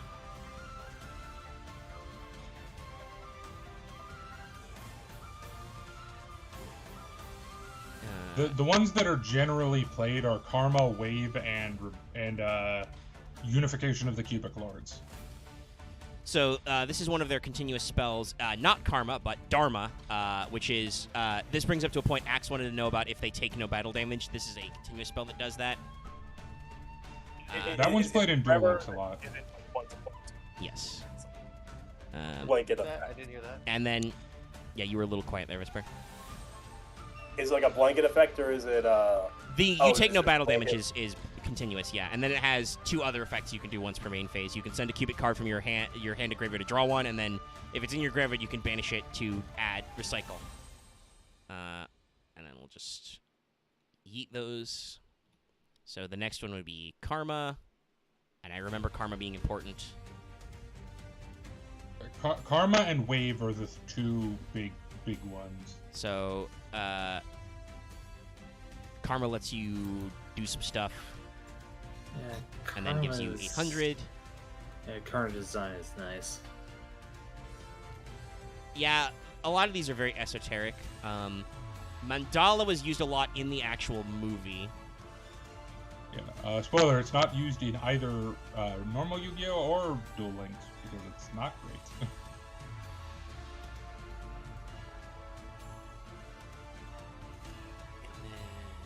Let's pull one out real quick. There's Rebirth. Ironically, Duel Links has gone full in on the Stolly Cubics build, while main Yu-Gi-Oh has gone all in on the By the way, I don't know instant. why the wiki chose to use scans of the shitty gold rares. Despite the fact that these cards were literally printed 3 times as ultras and as secrets. It probably goes to show how much people care about getting scans of the non-gold rare cards. So Wave is another one. Here, I'll just do that. I can barely make that. That actually does things. But all of these motherfuckers have like 4 lines, like 4 separate effects or something for the most part. They're so chunky. So far, only one of them actually has interesting visuals. The rest, I'm just curious what they do effect-wise. Yeah, and then this was what I used for the thumbnail, so you've seen it in much better resolution. Unification is the fusion one. I can tell you, so Wave just does the double your monster's attack if it's a cubic, have your opponent's monster attack. That's useful. Karma, I believe, is just a 800 attack per cubic seed engrave. Kind of wish you had more than just 3 cubic seeds. Yeah, but that's what the archetype was built on, unfortunately. And then Unification of the Cubic Lords is their fusion spell, but also banish, special summon 1 level 4 or cubic monster from your hand or deck, ignoring its summoning conditions. There you go. If you do, it cannot be destroyed by battle or card effects this turn. Yeah, that tracks pretty well. for an archetype that has so many restricted conditions. Yeah. And you've already seen. Rebirth is the one that like lets you, if an opponent attacks, lets you be like, "Yo, stop that!" and special summon a cubic without ignoring its conditions. Okay. I think Rebirth was occasionally played somewhat, but the main three are definitely Wave, Karma, and all right, so we're going to the Fusion. kind of wildly pivot. Some in some ways yes, in some ways no. So we're gonna move on to our second in the special feature, Tindangle. In case you don't know, Tindangle very clearly is drawn from the name of the Hounds of Tindalos, which is a long-running H.P. Lovecraft concept. The Hounds in the Angles. They live in the angles of time and stuff. And then the actual angle word, Tindangle. How does that even work? Well, and the funniest part is that they're played by a corporate executive. Yeah. With sister issues. So let's not bring that whole conversation about the anime here. Though once again, I'd like to reiterate this is an anime deck. Because it does, like you look at this card, it's like, oh, this is played some weird cult dude. Like, no, it's just played by just a corporate executive dude. Like It's the played by characters. I could do an essay on characters in raids playing decks that make no fucking sense to their character. I was gonna say, like, Yeah. if it's someone rich enough to have, I guess, access to Eldritch nonsense. What is the Lightning AI play? A plant deck. Hey. Not Underdeck? The fuck? Nope. Plants. Sunvalon. But Why anyway, not? Why not So this one? Tindangle Protector. So the thing to know about Tindangles as a design, they are a flip deck. We talked about this earlier. You may remember some of their cards, though not all of them, from one of the crawler challenge decks in Master Duel, which And kind of works, but also kind of doesn't. I think that solo duel was pretty okay. It was all right. They were occasionally a little clunky, but they tried. The main thing is You know that the ones you couldn't Tindangles normal. are fiends and crawlers are insects. So some of their cards get a little weird with each other, but they're trying, okay? It's better than some of them. Yeah. So, Yeah. this is Tindangle Protector. I have done this roughly Rata-wise with in ascending terms of levels, but I've left the two newer cards because, unlike Cubics, for some ungodly reason, Tindangle has actually gotten legacy support. People have yelled loudly enough about some of these cards. And I think Marth said, I don't remember if that was on stream or not, but they may have a card that was in the anime that hasn't come out yet. Yeah, there's one. So there may even be future support because I was talking about this when the stream started. Konami is engaged in a regular policy of actually, like, digging up old cards from the anime. Like, what you call it? The Karma of Rebirth or whatever. The fucking trap card that switches types in the graveyard, right? Or Like, they posting finally into remembered one. that one. What? Oh. You're posting a track. I will say this. I said it before. Unfortunately, other than Ghost Trick, and no, I won't apologize at me, I think Tindangle are the worst flip archetype by virtue of just not having a payoff. Yeah, I mean, it's the problem. Like, I mean, like, I'm not gonna bring the anime a lot, but it for the sake of this, they had like 2 duels in the entire show, so they never really got enough. They never got enough time to show off a payoff. It was just, oh, I make this one monster that the main character can't out for one episode because that's just how this deck is supposed to play. A lot of They range have is one weird like Link that. boss monster, and then that's that. And it wasn't even Well, a good the thing boss monster. It was just like Yeah, like a Okay, so generic I boy think who we've got a... situation can't got over. And Returner is apparently the other boss monster, it would seem. That's not out That yet. was season 3, so Yeah, It was rushed. it's weird. Range is weird, but that we're talking about. That's for a podcast in the year like 25 when I actually complete my quest to watch all my backlog of Yu-Gi-Oh animes. I am still lost somewhere in GX. So Tindangle Protector. Oh, hold on. Master Duel music right now. Let's reset that. So Tindangle Protector is a Dark Fiend flip here. And you can see, I mean, I don't really know what there is to say about this art style. It's gross and fiendly. yeah. It's got kind of that Mobius strip thing we talked about, where it like loops in on itself. Yeah. I like these guys a lot better than Cubics. Yeah. I would say these lean. I mean, it's I'm forgetting my fucking basics. The Delta Green Handler's Guide reminds me of the word for this, but it's one of those paradoxes of visual language, right? There's a term for that I don't remember off the top of my head, but these Tindangles are very clearly built of a deliberate transposition of hard angles and lines, right? Like pure geometry, and then organic, weird, squishy bits. So that's very classic in, like, H.P. Lovecraft and derived works, is that, you know, shining darkness, that kind of stuff, like deliberate paradoxes. So it's a weird worm triangle thing with wings and a face. Why? I don't know. So Tindangle Protector is a flip monster. It's a level 3 fiend. 800 attack, 1600 defense. As you would hope from a flip monster, it has good defense. Flip. You can change up to three face-down defense position monsters you control a face-up defense position. Then, if all those monsters are Tindangle monsters, you can add up to that many Tindangle cards from your deck to your hand. You can only use this effective Tindangle Protector once per turn. So this sets up your future plays by letting you mass flip Tindangle monsters. It's a thing. It does stuff. Yeah. I mean, it's unfortunate because I really like the art, but Tindangles are really good at swarming the board with Tindangles. Yeah, I will say that it seems like that was the reason why I think I had some difficulty with the some of the combos in the Master Duel solo mode was the fact that Tindangles are kind of a xenophobic archetype. A lot of their cards specifically want you to work with other Tindangles some of the time. And also some of their monsters are big and chunky, so I'm going to pull up the next one. If you've ever heard this classic... Actually, I should double check. What was Protector called? Oh, okay. Protector was Apostle in Japanese. I understand. So Apostle is not okay, but Tindangle Angel is okay.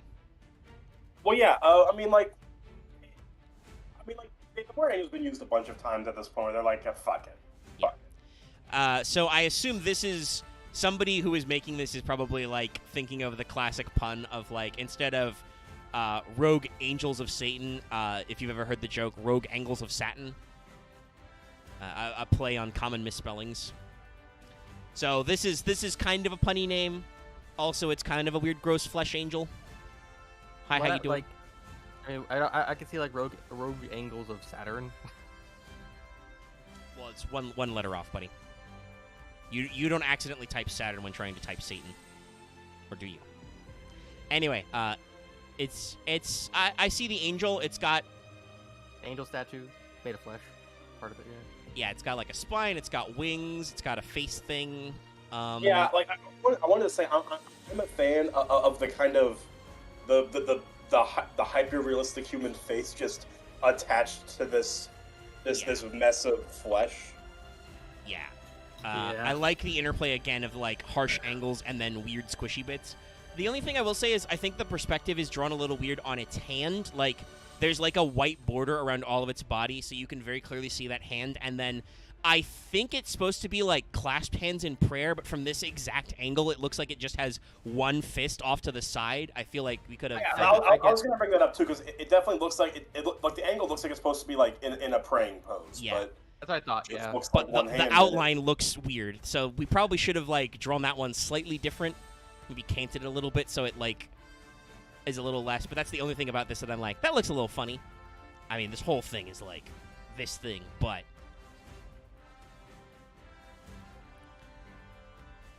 So, Angel is a level 4 flip monster, 500 attack, 1800 defense, flip. Special summon one flip monster from your hand or graveyard in face-down defense position except Angel. Then, if it's your opponent's battle phase, end the battle phase. You can only use this effective Tindangle Angel once per turn. So, yeah, this seems like a good starter for this deck, because it's generic 2 flip monsters, and then it battle fades. You get to set a flip monster and then immediately be like, no battle phase for you. No phase. No battle. And honestly, I mean, I know some people are like, oh, the battle phase, but they are flip monsters. I would argue that is one of the places where flip has, like, actual flip monsters, not like Pac-Man style, like flip and then reset yourself, flip summoning, I should say. Battle Tricks is kind of usually where flips have gone. Like the other way is, I would argue, the Subterror style of, like, you flip, I flip, we all flip. Like Ghost Tricks is also in that style of, like, your boys become face down. The main problem of flip archetypes is that because you're setting, you have to wait a turn, and it's just like the only archetype that has seemed relatively meta is Guru Control, and and the Guru Control stuff is playing. Sorry. Okay. Like when you're playing like Guru Control, you're just playing a bunch of traps that just stop your opponent from playing the game, just so you can flip your monster and then start doing your resource loop. Also, if you're playing Subterrors and like the Subterror package that Guru forms, those monsters have their own ways to flip or set them. Like, they have ways to interact with themselves right away. Which so far what we've seen of Tindangle, they have a monster that does that. That's Protector, but it's flip effect that does that. I mean, the biggest problem is Tindangles were trying to go the route that Crawlers went of, like, flip monsters that do battle and hurt, but they never gave them a good boss monster. Well, yeah, I mean, it's going to be a common theme through Tindangles is that it's not that they're terrible, it's that there is just no good payoff, and because they're a weird archetype. That's one of the things, and honestly, that is often an issue with anime-specific archetypes as well, because they are, like, designed for screen presence. Like, Cubics as an anime archetype had the privilege of being designed as the main antagonist deck. The script gives him 2 big duels against protagonists, and so he is the primary threat. Therefore, they have to, like, actually build out the whole ass combo line so that there's, like, a big scary boss monster that Yugi gets to kick the shit out of by power drawing Mahad. Yeah. Which, by the way, yes, Mahad. If you top deck Mahad, that does beat up Crimson Nova Trinity. Yeah. But not to mention, there is one anime archetype deck that has, like, solid boss monsters. It's not meta. It's Sun Avalon. The problem with Sun Avalon is that it's boring as fuck to watch be played, so it doesn't work well in an anime. Yeah. Yeah. So, like, yeah, and I think that's something that Konami has struggled with in the later seasons, is trying to find the balance between, like, we're making, like Transformers or G.I. Joe, we're making a show to sell our card game, but also we're trying to not have it suck, so, like, we need interesting stories, but also we want to sell cards, and then, at oftentimes, this is at loggerheads, right? Like in the GX era, you had a lot of, like, oh, hey, Jaden Yuki has a new elemental hero every week, yay! Oh my god, they're all awful, they all suck. Yeah, and in terms of other Brains archetypes, Trickstar is good, but it was part of gimmicks. Goki was good, but it was because of an FTK, not because Gokis were, well, Gokis were good because they had constant resource looping, but they were good because of FTK bullshit, not because of their resource loop. Also, as a thing, a lot of Yu-Gi-Oh duels are not like match format, so it's only of the one, so you can't do interesting things of having it be a back and forth, which some decks work better. Well, the problem with Gokis, I can attest to this, is the most optimal way to play it is making 3 of 1 dude. Well, yeah, it's like power load, all that bullshit. No, it's literally just 3 power loads. That's what I said. Yeah, it's just you make 3 power loads. And as you know, a lot of people were like, "Oh, Goki's gonna rule Common Charity," and then it didn't. Well, it didn't because Lunalight did. Yeah, but everybody forgot everybody didn't realize how commonly accessible I think Lunalight was, and then they were like, "Oh shit." Yeah. And then they unbanned Tiger, and now Common Charity is dead. All of the well, I mean, Common Charity hasn't yet lived. Konami just announced they're going to support those formats. I haven't heard anybody actually talk about, like, events. Let me rephrase that. Common Charity is now stillborn. I mean, I think it was already pretty obvious, but we'll see what's up. Their own, like, Common Charity events, but there's not been any official events, but people have already kind of solve the format that Lunalight is like tier -2. Konami has a weird. I want to say in Here's the general, Konami has a weird policy thing where they're great at like setup. Like they put out that presser, they released Master Duel, blah blah blah. They released the Rush Duel game over here, but boy, how did they take forever to do the follow-up, right? I'll say this. I'll argue, before they unbanned Tiger, Lunalight was just tier 1 at the height of the pack. There were decks that could put up against it, like Goki could. Tenyi was also very strong because all of those cards are also common. Melfi Kaiju is a very funny deck. I don't know if it's good, but it's funny. Well, I mean, there are plenty of decks in common. We're off topic, but Common Charity is a fun format. It's more just that because it supports every format and they don't make ban lists for their as far as we know, Konami. I mean, that was everybody's response to Deckmaster, right? Which was like, Konami, if you don't make a custom ban list for this, Deckmaster will never go anywhere. Oh yeah, no. Well, and that's the thing. Magic the Gathering, because Elder Dragon Highlander had been around a bit, they basically looked at the forums and are like, okay, what decks have a bunch of people house banned because they don't want to murder each other? Okay, these guys? Okay, we'll ban those guys. Well, and I think that because Magic has a lot more experience at the multi-format thing, like, I feel like Yu-Gi-Oh! When they, like, Konami announcing those multiple formats was very clear, like, oh shit, everybody's really bored because they can't go to, like, events higher than locals because we have to keep canceling regionals because of COVID. Hopefully that's over. I think we've reached a point where culturally people are just over it.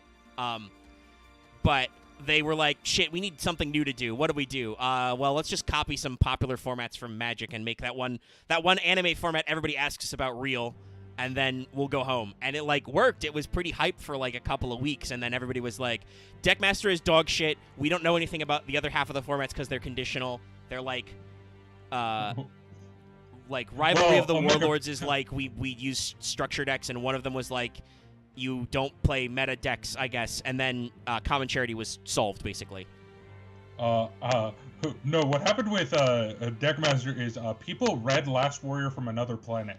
Well, that's what I mean. Everybody said that Deckmaster was like, oh, this is unfun. This is actually like this. You can't play this. Yeah, it's just Last Warrior from Another Planet, turn 1. Oh, who's this fuck? Win. Oh, yeah. Tindangle Trinity has been on screen this entire time. Yeah. It's a Trinity. Is this a Gravelord Nito or whatever his name was? Not quite, but this does have some fucking Souls boss energy. I wanted to bring this up. Flesh. This doesn't remind me of Souls. What this reminds me of is, this is a nerdy niche thing, but I don't care. If anyone's ever played, it is From Software's old series for the GameCube. I believe they were both Angel for. Blade? No, it was called Lost Kingdoms. Oh, right, the Kingsfield game. A lot of this art looks like. Let me pull up this art. Oh yeah. I feel like I've seen something like this somewhere else too, but like. Oh yeah, just talk about this. At least one looks like this scene is Zorb Angel, but it also looks like Zorb, the guy from Soul and Judgment. Well, Yeah, it's like, a Trinity, right? It's meant to reference the Catholic Trinity. Yeah. And then the bottom one is just like horrified. Well, I mean, I'm also because like the top left one looks like one of the angels. Are all these faces on other? What was that, Vesper? You really broke up there. Yeah, you stopped. I think you like leaned away from your phone. I'm literally 5 inches away from my mic. Is this guy like all of the faces on the other Tindangles we saw? I don't know. It kind of looks like it. Does the trivia say so? Let's see. There's no trivia. Yeah, there's literally no trivia. I guess kind of, but here's the thing. There's Protector, then there's Angel, then there's Trinity, and then all the rest of them are way more esoteric. So there's no third one for it to be for Trinity to be a part of. I guess it feels like there was a third card they were gonna do. This is maybe gonna be like a 3-link or something, but then they didn't. No, this is a normal flip monster. Their 3-link is a dog. Oh, that's what I'm saying is more of like, I think that maybe that was like maybe a concept space, but that got I don't know about that. This is just more angels. Before you ask, yes, I realized that image is made for ants, but also it's a GameCube game from 2002. Cut me a little bit of slack. I can kind of see it. Any images? Anyway. Oh yeah, the card Tindangle Trinity stickers is another Dark Fiend. It's a level 4. It's got 0 attack, 1500 defense. Kind of a little bit of a downside. This has an effect, flip. You can special summon one Tindangle base Gardna from your deck. If this card was flipped face up, your Tindangle monsters cannot be destroyed by battle. If this card is sent to the graveyard as link material for the link summon of a Tindangle monster, you can add one Gergon's End from your deck to your hand, and if you do, send one spell trap from your deck to your graveyard. So that's a... Tindangle is another one of those archetypes where they have spell and trap support, but it's not in archetype. So Gergon's End is another trap that supports them. So, yeah.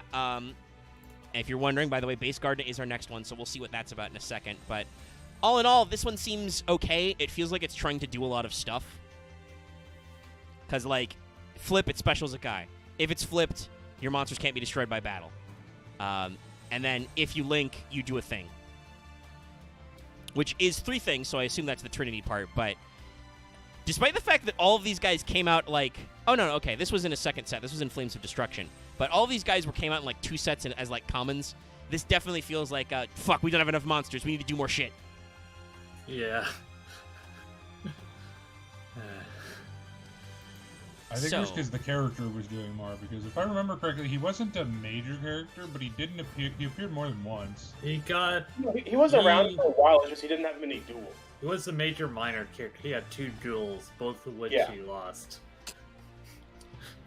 So this Brains has a very bad problem similar to GX of the main character is the only important part. This is Tindangle Base Gardna. Yeah, it's just Base Gardna. I mean, I assume base is in, like, bases for, like, solids and stuff, but, like, I don't understand what Yu-Gi-Oh's obsession with the phrase Gardna is. It's just nostalgia. This is just a shape with many eyes. This looks like... This is a murder D20. I think I could go online and buy this right now. Yeah. This, pointing out as icosahedron. Yeah. Yeah, it's a D20. Yeah, it's the one you buy and then just keep in a case until you want to secretly throw at someone. Yeah, this is the one you stash in your dice box that's actually your caltrops for when the ninjas attack you. So guys, I want to play the stat and level game with you in the audience. How big is this monster, chat? Let me know. I feel like you've been a little quiet since we switched to Tindangle's chat. So taking a look at this thing, I'm gonna guess 0 attack and 5,000 defense. More like 5. I'm still thinking 0 attack, but I don't know about the defense. I'll just put what I actually meant to say. I'm not going to guess because I know. Yeah. Yeah. Usually a couple of people do. Get some hmms in chat. All 4 of them. I'm gonna look up this guy now. Now that I guess I'm gonna look up what his stats is and probably be disgusted. We had like 12 people earlier. We had like 60 people earlier. Oh, what the fuck? That's a great reaction. I wasn't even okay. Alright, I think 3,000 attack is generous. This is a Gardna monster. You know it's got no front. Wait, no, is it 0? Well, Omega, are you sure about that? Hey, well, you're close to the defense. So, okay, Tindangle Base Gardna is a level 5 Dark Fiend with 0 attack and 2,300 defense. 2,300. Fairly decent for a 5-star. If you control a face-down... He also has an effect that makes him fairly easy to summon. Yeah, if you control a face-down defense position monster, you can special summon this card from your hand in defense position. This, by the way, is not a flip monster. You can only special summon Tindangle Base Gardna once per turn this way. If a monster is normal or special summoned to, and is now pointed to by an opponent's link monster, except during the damage step, you can tribute this card, special summon one Tindangle monster from your hand or deck in attack position or face-down defense position. That is worded so annoyingly. Yeah, so this is a really, really weird one, but I assume the idea here is, 1, to give you a defensive boy, so you have a big wall you can do so you don't lose monsters. It's also free link materials, right? Like, getting more monsters on board is very key to link decks, and this is technically a link deck. Their only extra deck monster so far is a link monster. And then that effect, though, is so weird. So if a monster is normal or special summoned and is now pointed to by an opponent's Link monster, except during the damage stat. God, that just makes me mad. There's no right yet. So my favorite part of looking at this card's description on the Wikipedia is that pointed to is a hyperlink to explain what the fuck that means. Yes, points to is a game term. Thanks, Lynx. Thinks. Anyway, let's get this shapy boy the fuck out of here. That point. You point. You point. Point. Just point at it. Just point.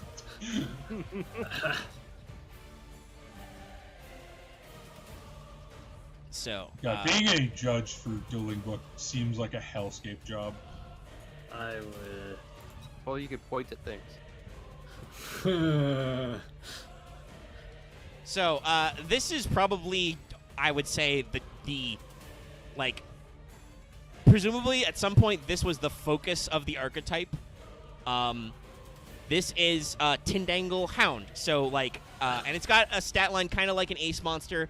So, I'm going to assume this was probably the focus of the deck other than its, extra deck bossy boy. Yeah. I think in the first duel it was. He's vaguely familiar. Yeah. So this guy and the other were required to be in the graveyard for the other one to get attacked. Anyway, I mean, it's a weird dog thing. I think it does the Hound of Tindalos thing very well. He's got weird spiky claw hands. He's got too many legs that are also blades and also ribs. It's great. Really enough, a lot of weird things that are probably from the moons of Saturn as a joke. It's also just 80% insectoid. Yeah, it has but it has a spine, right? Like it has a through line of a spine and neck. So this is another one of those oh, this is not how Earth creatures work. It's got an eye in its mouth. Dallas loves it. Yeah. Now I just want a Tindangle monster that's just playing a fiddle. Or is it a fiddle? Is it a fiddle or a violin? You want Eric Zahn? Or just have Tindangle monster spinning a fiddle. No, I was going for the bug alien. Oh, okay. Good. At the end of the universe, playing an eternal song. Okay. Right. The trumpeters of Azoth. No, but they weren't trumpets. It was a string instrument. I just can't remember which one it was. It was a fiddle or a violin. So this is Tindangle Hound. It is a Dark Fiend level 7, 2500 attack, 0 defense. And yet is still a flip monster. This one's a flip monster. Flip! Target one other face-up monster on the field. This card gains attack equal to that target's original attack, and then change that monster to face-down defense position. I do not know what Konami was smoking when they did this in the middle of the Link era in the Link anime, but okay. Each monster your opponent controls loses 1,000 attack for each monster linked to it. So it does have a anti-Link effect, but still, it's okay. I can say this. Link is by far my least favorite mechanic in Yu-Gi-Oh! Just because of how little play around there is to it. I feel like Konami did not sufficiently future-proof the whole, we're not going to give them defense stats. They did not consider what putting the Link rating in the defense slot and then just being it doesn't have a defense stat, so it can't go in defense position. That won't kill entire archetypes. That has fucked up so many forms of interaction and just makes so many cards so weird. But anyway, we're not going to reiterate that thing we say literally every time we talk about Links. If this card is destroyed by battle or card effect and sent to the graveyard, you can target one face-down monster on the field, change it to face-up defense position. So, honestly, in a normal Yu-Gi-Oh context, if you're playing a flip deck, this seems like a decent, boss monster. It has no ass, to be sure, but remember there's that one, not Trinity, it's Angel? Or is it Trinity? One of them, I think it is Trinity. You can't be destroyed by battle, so it protects the fact that Hound has no ass. And I mean, you can clearly see in its art, Hound does have no ass. It's all spine and ribs. But if you actually get to, flip this face up, you get to become enlarged. But you cannot become enlarged for the Link monsters. Now, you do how lower Link monsters, but still, it's just kind of a weird monster. I mean, this has been the through line for the archetype. the other two flip archetypes that are even somewhat relevant have adjusted to the Link era in different ways. Guru by playing every stun card ever printed, and just winning that way.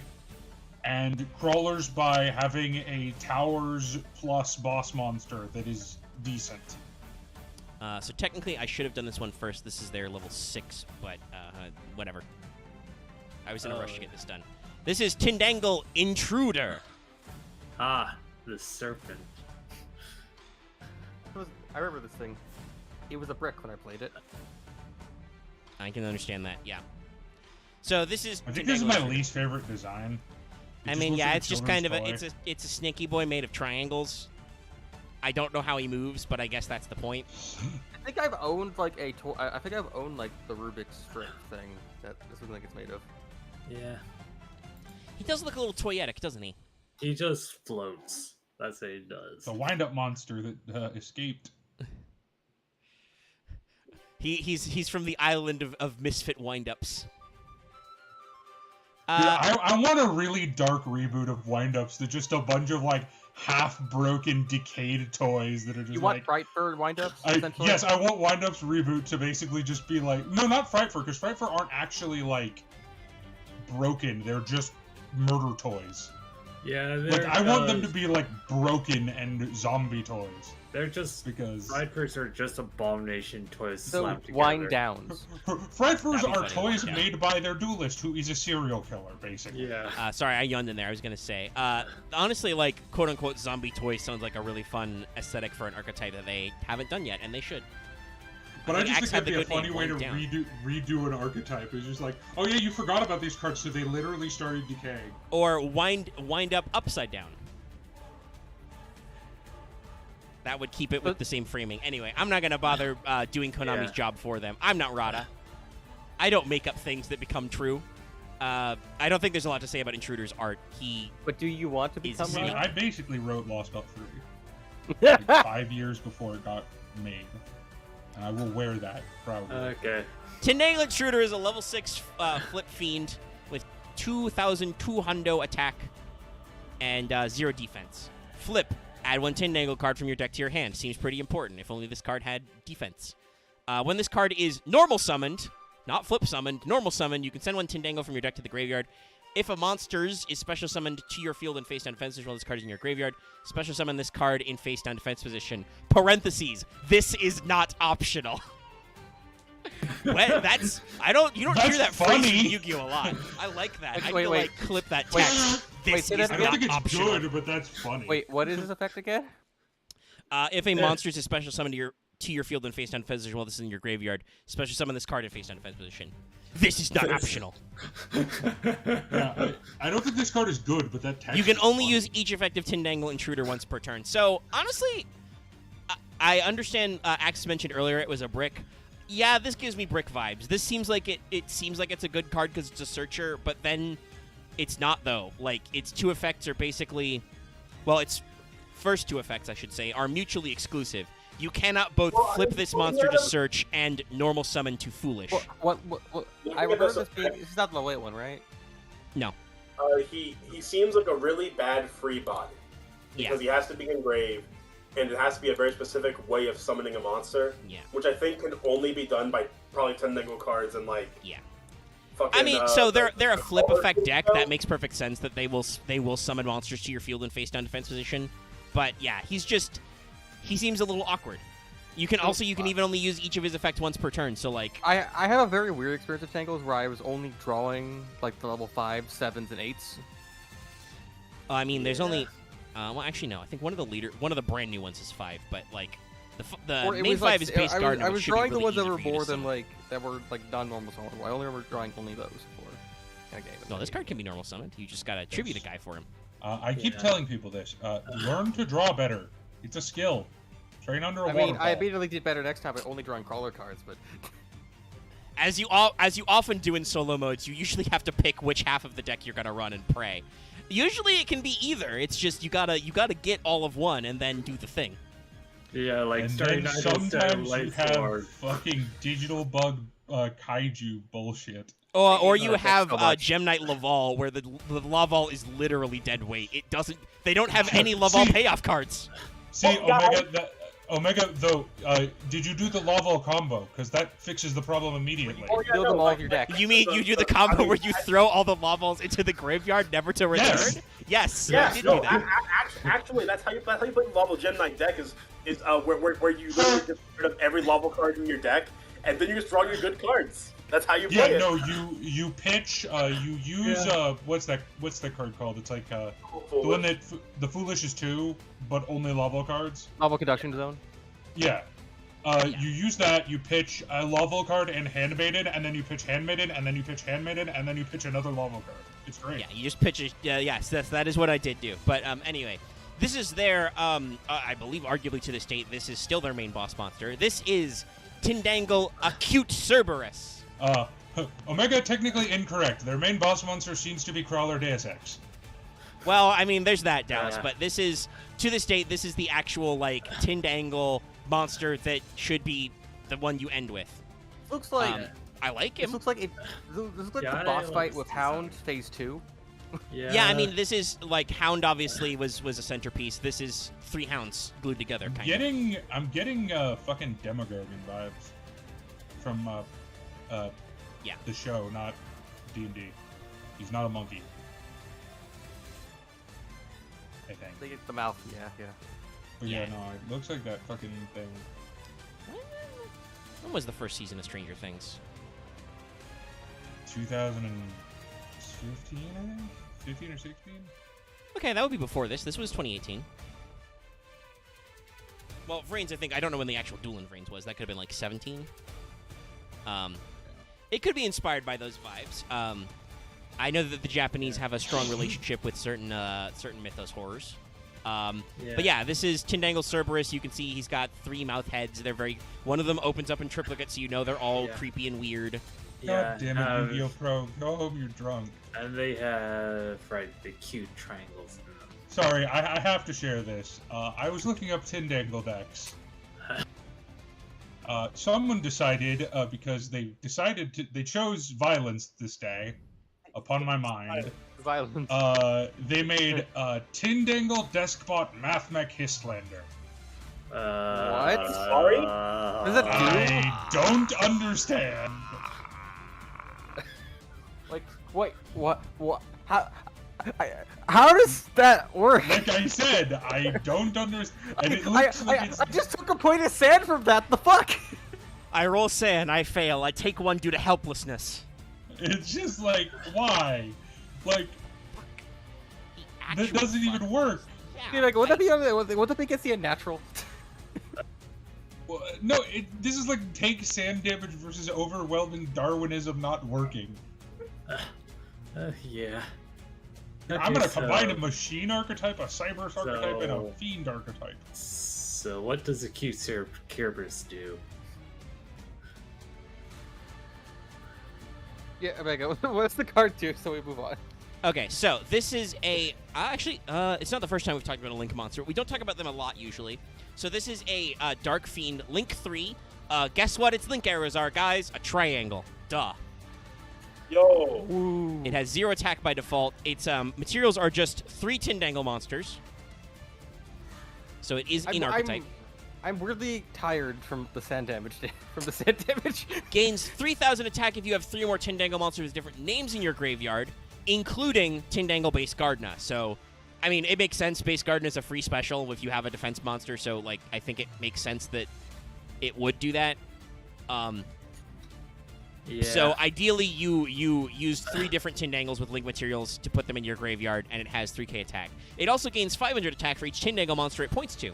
At the end of the battle phase, if this card declared an attack, you can special summon 1 Tindangle token, which is a Dark Fiend token level 1 that has 0 attack, 0 defense. So, Yeah, that took great. and it basically, the token can be used for more Link shenanigans, depending on the time period and what Link monsters you have access to.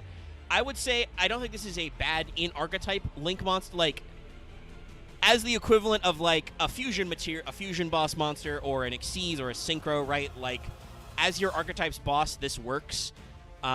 It's not generic. It doesn't really do anything besides be big. The unfortunate part of it is it reinforces Tindangle's biggest problem, in my opinion, is that they, and I agree with you what you said earlier, they're an inherently xenophobic deck. Yeah. Like, which in modern Yu-Gi-Oh terms, unless you are like a legacy anime deck that has 50 waves of support, is a death knell. Yes, I think that's what I was thinking when you brought that up. The reason why that's a problem for Tindangle is because the reason why we're doing this double feature on shapes is there are that's 7 and then 2 more. There are 9 Tindangle monsters currently. 2 of them came out in the past couple of years. Like I think one was in 2020 in the OCG, and then it got moved like a year up for us. And then the other one was also in like Blazing Vortex or Dawn of Majesty or something. So like 2021 support for the TCG for those last 2. Also, spoiler, one of those Tindangle cards is actually the best Tindangle card. Yeah. Because it's used in non-Tindangle decks. But like because they have so few monsters, and even though yes they do have trap support, they still don't have enough bodies. Like one of those monsters in the extra deck. Well, what the fuck else do you put in the extra deck, right? You can only play 1. Or 3. I've just come to the conclusion that anyone who tries to build a Tindangle deck is insane. I mean, Dallas, you got to be careful. We talked about how Yu-Gi-Oh is weird. People who enjoy like specific anime archetypes will go really out of their way to try and make that work. Oh, actually, this one makes a little more sense. This is Tindangle Thunder Dragon Mutants. I mean, I guess Tindangles are all dark. I don't. Considering I played Thunder Dragons, I don't see why you do that, because Thunder Dragons benefit from having mostly all Thunders. I mean, it looks like they're just playing Dark, Egg, and Titan. And that's it. So it looks like it's just an engine to get to Titan. Not even an engine, a package, really. No, they're playing Hawk and the other guy. In Roar. Yeah, Roar. I mean, Roar lets you special. If you banish it, lets you special from a deck. And Hawk lets guess what they're playing? Hawk lets your like mulligan your hand. I figured out the deck. It's playing 1 Tindangle card. Okay. That is also another problem. I don't know if that's just YGO Pro in general, but like we have an issue where they will label. Wait, it's not even playing a Tindangle. Why is this in the Tindangle list? Oh, is that MBT's Ghost Trick list? No, it's worse. There's literally no Tindangle. Why is this in the Tindangle list? Because Tindangles are mean. Oh yeah. This anyway, one, we're moving on. But no, Dallas, shut up. We're moving on. Okay. It doesn't matter. Vesper, what were you trying to interrupt with as we got in there? I'm gonna have to bounce right here, so okay. Hopefully next week we can have some prog. Yeah, we should hopefully Loth will be back, and even if he isn't back, we should have both David and Robin. So we'll see you guys for, in case you guys didn't pick up on that by the fact that we did the fail Portrayal. The prog is dead this week, so we'll have fun next time. I will speak to you at a later date, Vesper. Half the cast are unavailable. Yes. Vesper has to bounce. I assume if we were doing this normally and we had more people, we would probably be in the middle of semis right now. Yeah. Probably. Somewhere around that. Yeah. So, yes, I shall speak to you at a later date, Vesper. See y'all. Okay. See you, chat. Have a good day. Say goodbye, chat. Bye. So this is okay. I'm gonna base this on the Romanji pronunciation. This is Tindangle. God, I can't even. So the Romanji is Jirerusu. So Jiraleth. It's Jiraleth. Yeah. Yeah. Tindangle August Derleth. Oh god, we have to Please watch Delta Green. It's cool. So this card came out. So this is smaller than their other one, but this card came out very recently. This was in Dawn of Majesty. Yeah. So this is a very new card. It is still somehow in Master Duel. I guess this is part of the 1/3 of Dawn of Majesty cards they put in the game. Yeah. Why does this feel like it's supposed to be more like a spill or trap card? I mean, it's got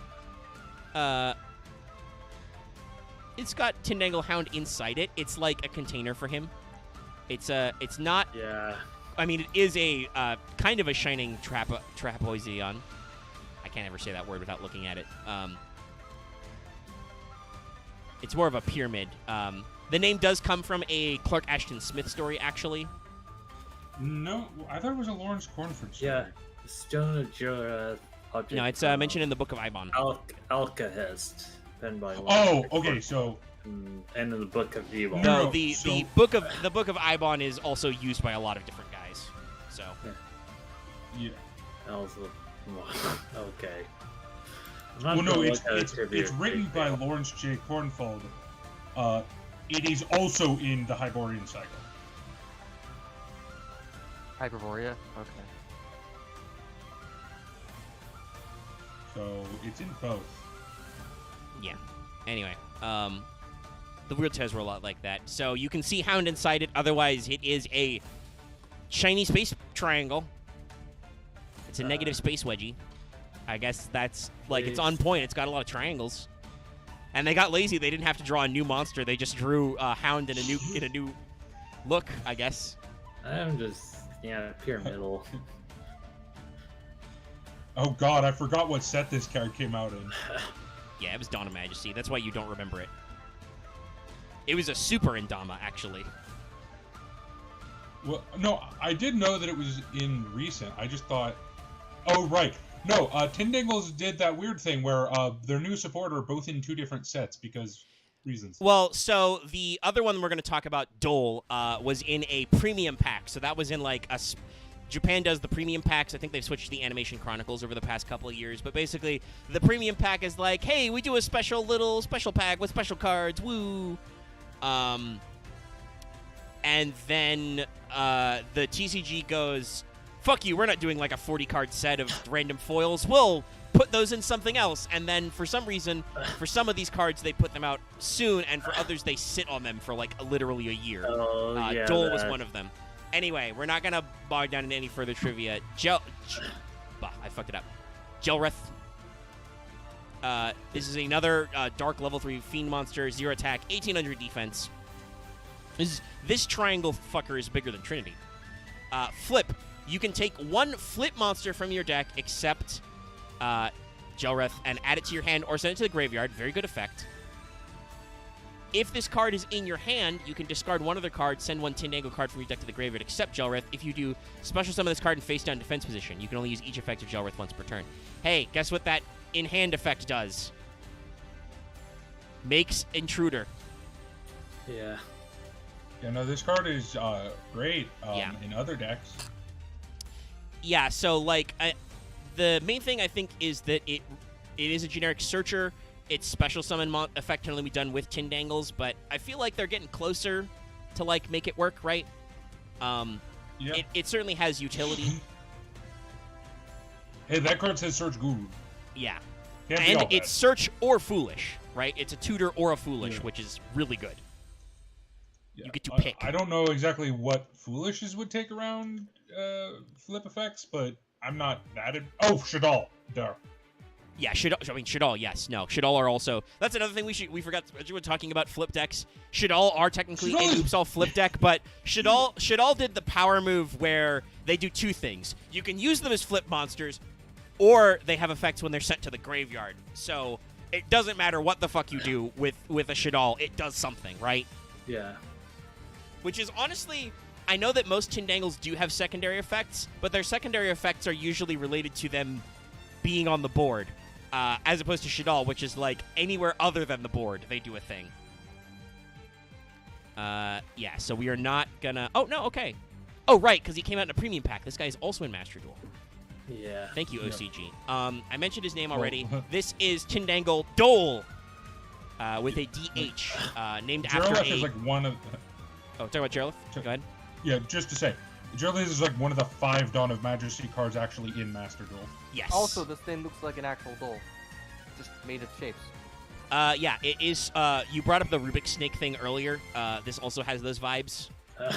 This but is it like... also looks cooler. Yeah, this is clearly like, hey, what if we made Intruder like actually freaky though, right? The problem is like it. You guys all know what a doll is, right? Yeah, I know what a doll is. Yeah, well, like, okay, actually, we should specify, because it's funnily enough, there are actually 2 things that are called Dole. Okay.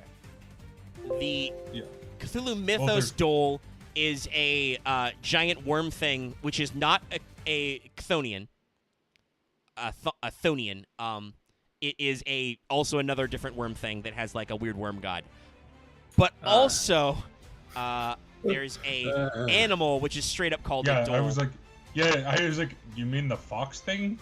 Okay, no. The I meant, like, yes, like, which is a canid. Yeah. Yeah, it's like a fox. It's like a Dallas, fox. don't talk about biology.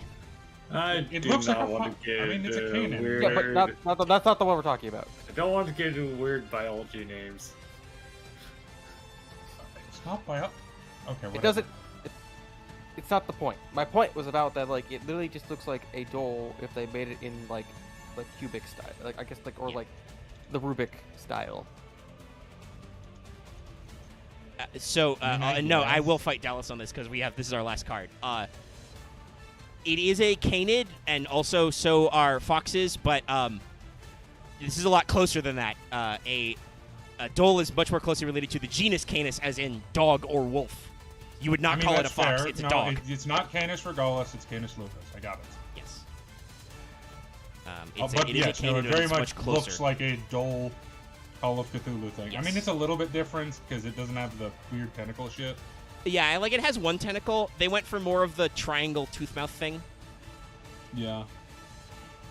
But then again, also, once again, no Cthulhu mythos has, like, official art, barely. No. H.P. Lovecraft, I think, like, was intending for it to just be, like, weird descriptions. Nobody is quite sure what the fuck Big C himself is supposed to look like, right?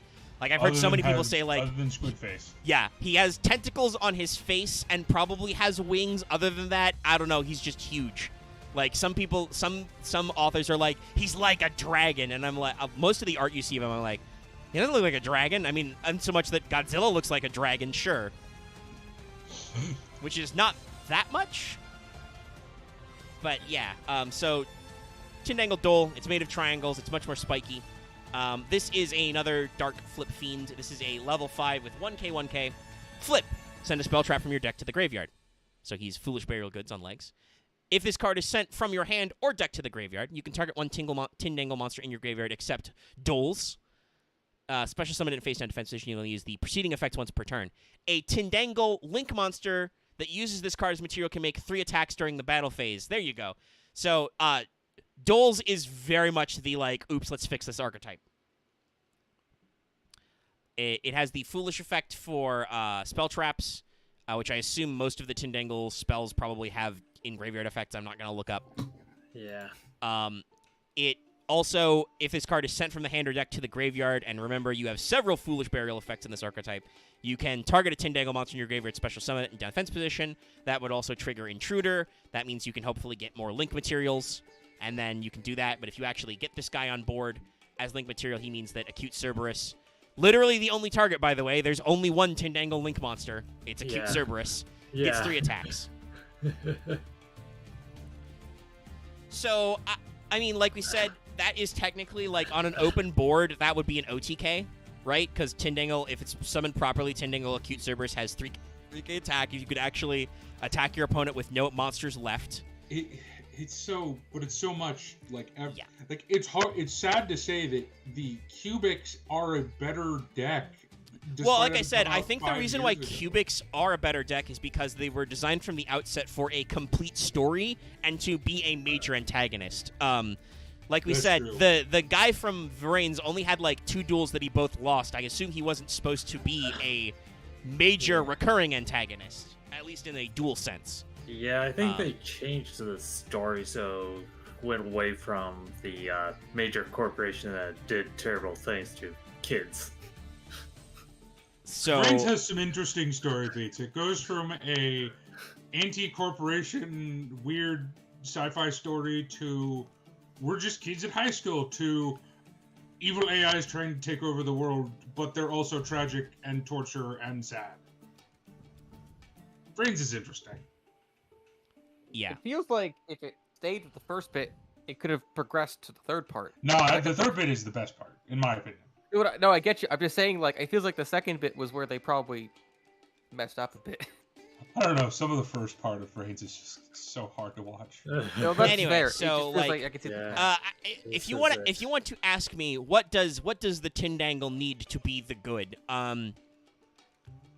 Well, an errata link monsters.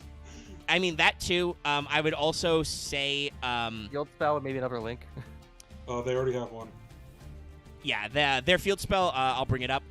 It is bad. not a name check, but it's similar to like Magical Meltdown. Technically doesn't say invoked in it, but it's still Alistair's field spell. This is Euler's Circuit. Again, hypergeometry shit. Your opponent's monsters cannot attack if you control 3 more Tindangle monsters. Once per turn during your standby phase, target 1 Tindangle monster you control. Give control of it to your opponent. You can banish this card from your graveyard and discard 1 Tindangle monster. Add 1 Euler's Circuit from your deck to your hand. Use this effect once per turn. I don't think this is a super great field spell, but it does kind of, you're playing a flip deck, so it does let you, like, build up presence. But actually, no, they don't count if they're face down. So actually, Dallas, you are correct. No, they have awful. a field spell. I think Axe is still right. I think they need a new field spell. Yeah, they need a second one. This They one need is one not that actually good. does- I mean, a lot of...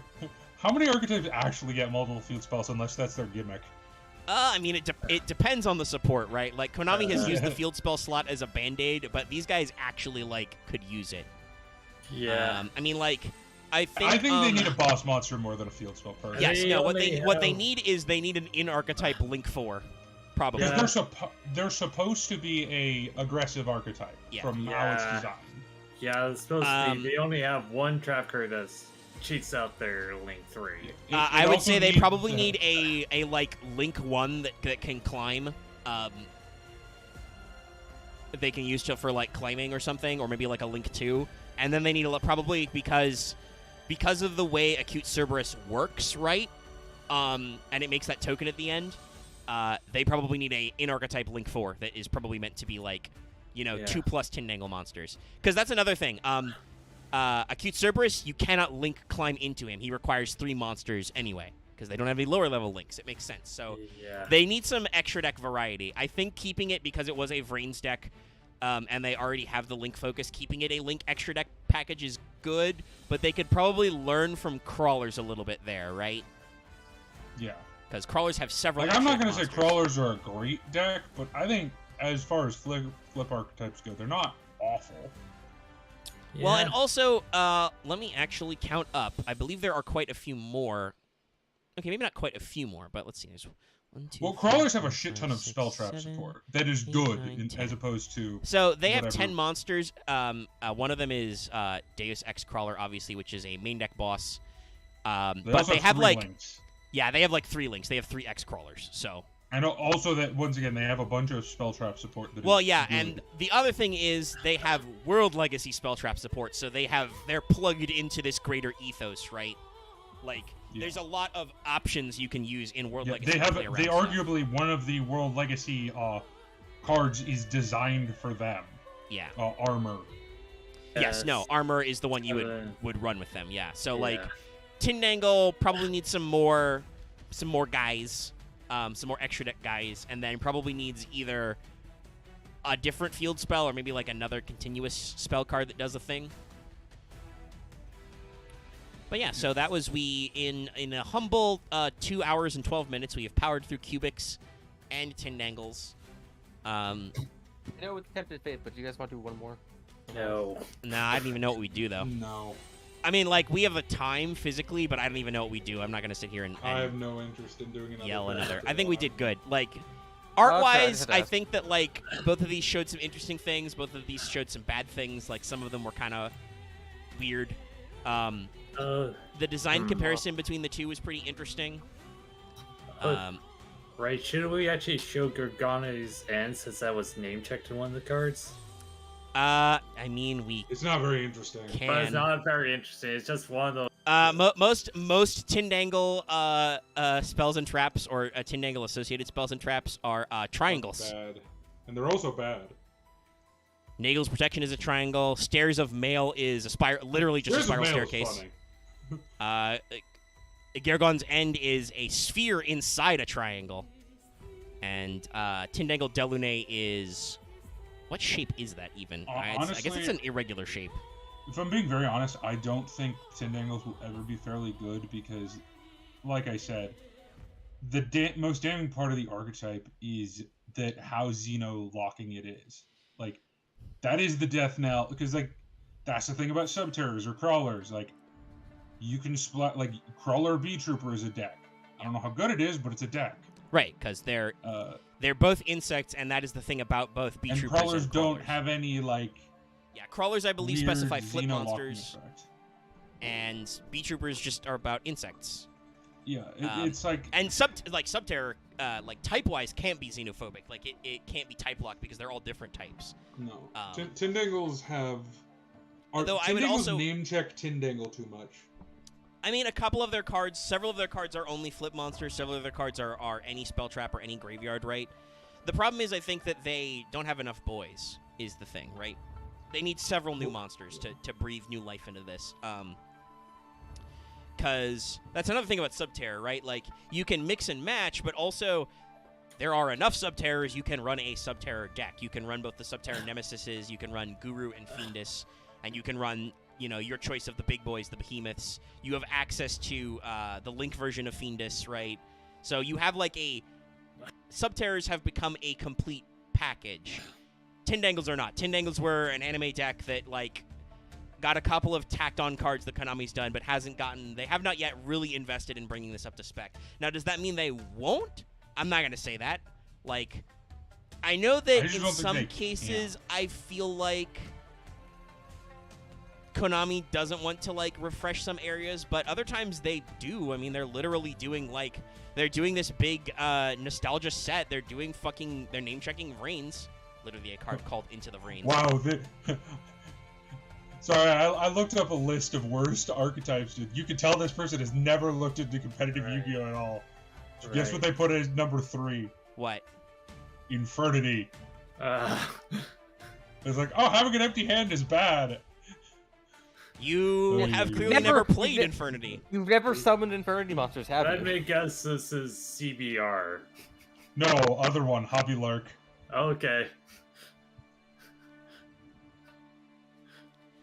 So yeah, again, I mean, like, so for Tindangles, like I said, I think they can, because, like, all Konami has to do is, like, be like, this is the set where we support Tindangles. Here's 3 new Tindangles, or here's 4 new Tindangles. They can easily do that. They do that all the time. Or they just the question is Tindangle. Will they? And I don't know if they will, but they might, because they remembered to give it legacy support, right? Like, this is something we talked about yesterday with Vylons, right? Vylons came out in a couple of waves, and then Konami has never touched Vylons again since, like, the early Zexal era.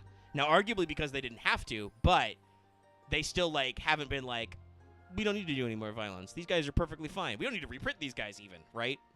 So, the fact that Konami has remembered Tindangle and printed 2 new cards for them could give you some hope if you're a Tindangle stan.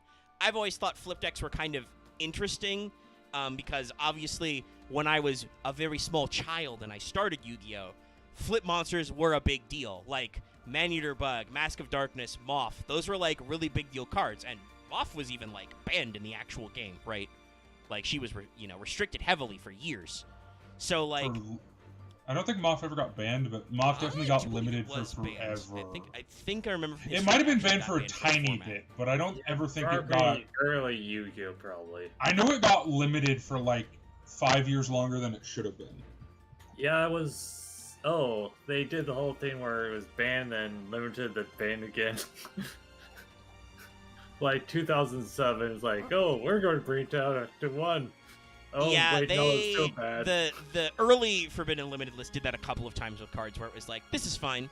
Oh shit, it's not fine. And then they kept it banned until 2014. So yeah. Yeah, Magician of Faith, they did, like, a weird trick where, like, she was at 3 for several years, and then in 05, we go 1, 2, 1, 0, 0, 1, 0 for a while. So, like, yeah, she actually was banned for a bit, and it's just... But, like I said, flips were actually, kind of interesting. So, I'm always eager to see them do more things with flips. Honestly, in general, I'm eager to... I actually like when Konami does interesting gimmick things. I think those are the most fun decks. I do as well.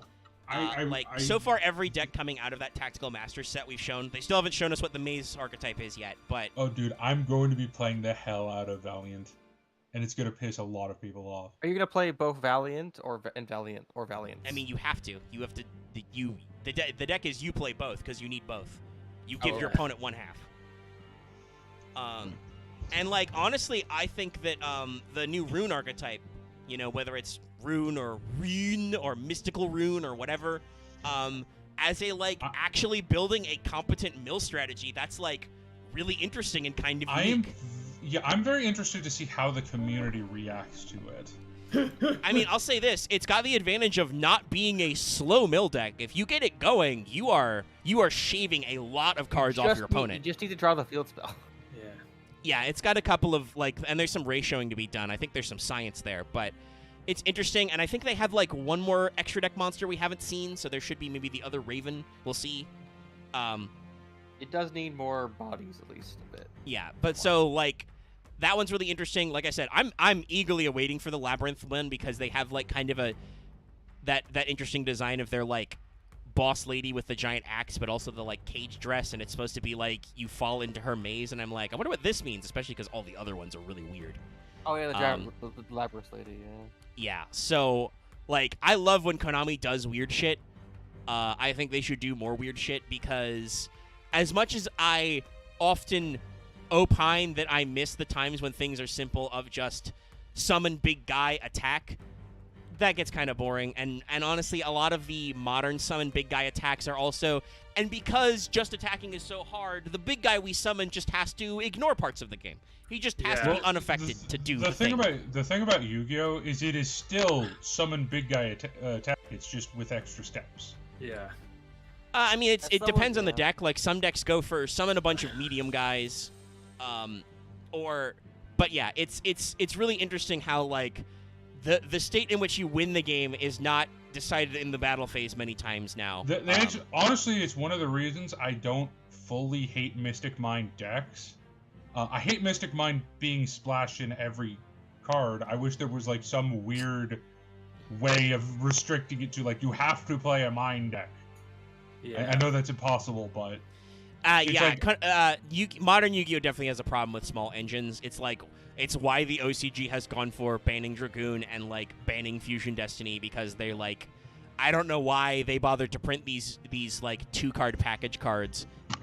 Just ban Verte, kill the package, but whatever. Yeah. But it's a really interesting thing. Like, so many rogue decks get dragged along by, like, Dragoon and DPE and shit. It's interesting.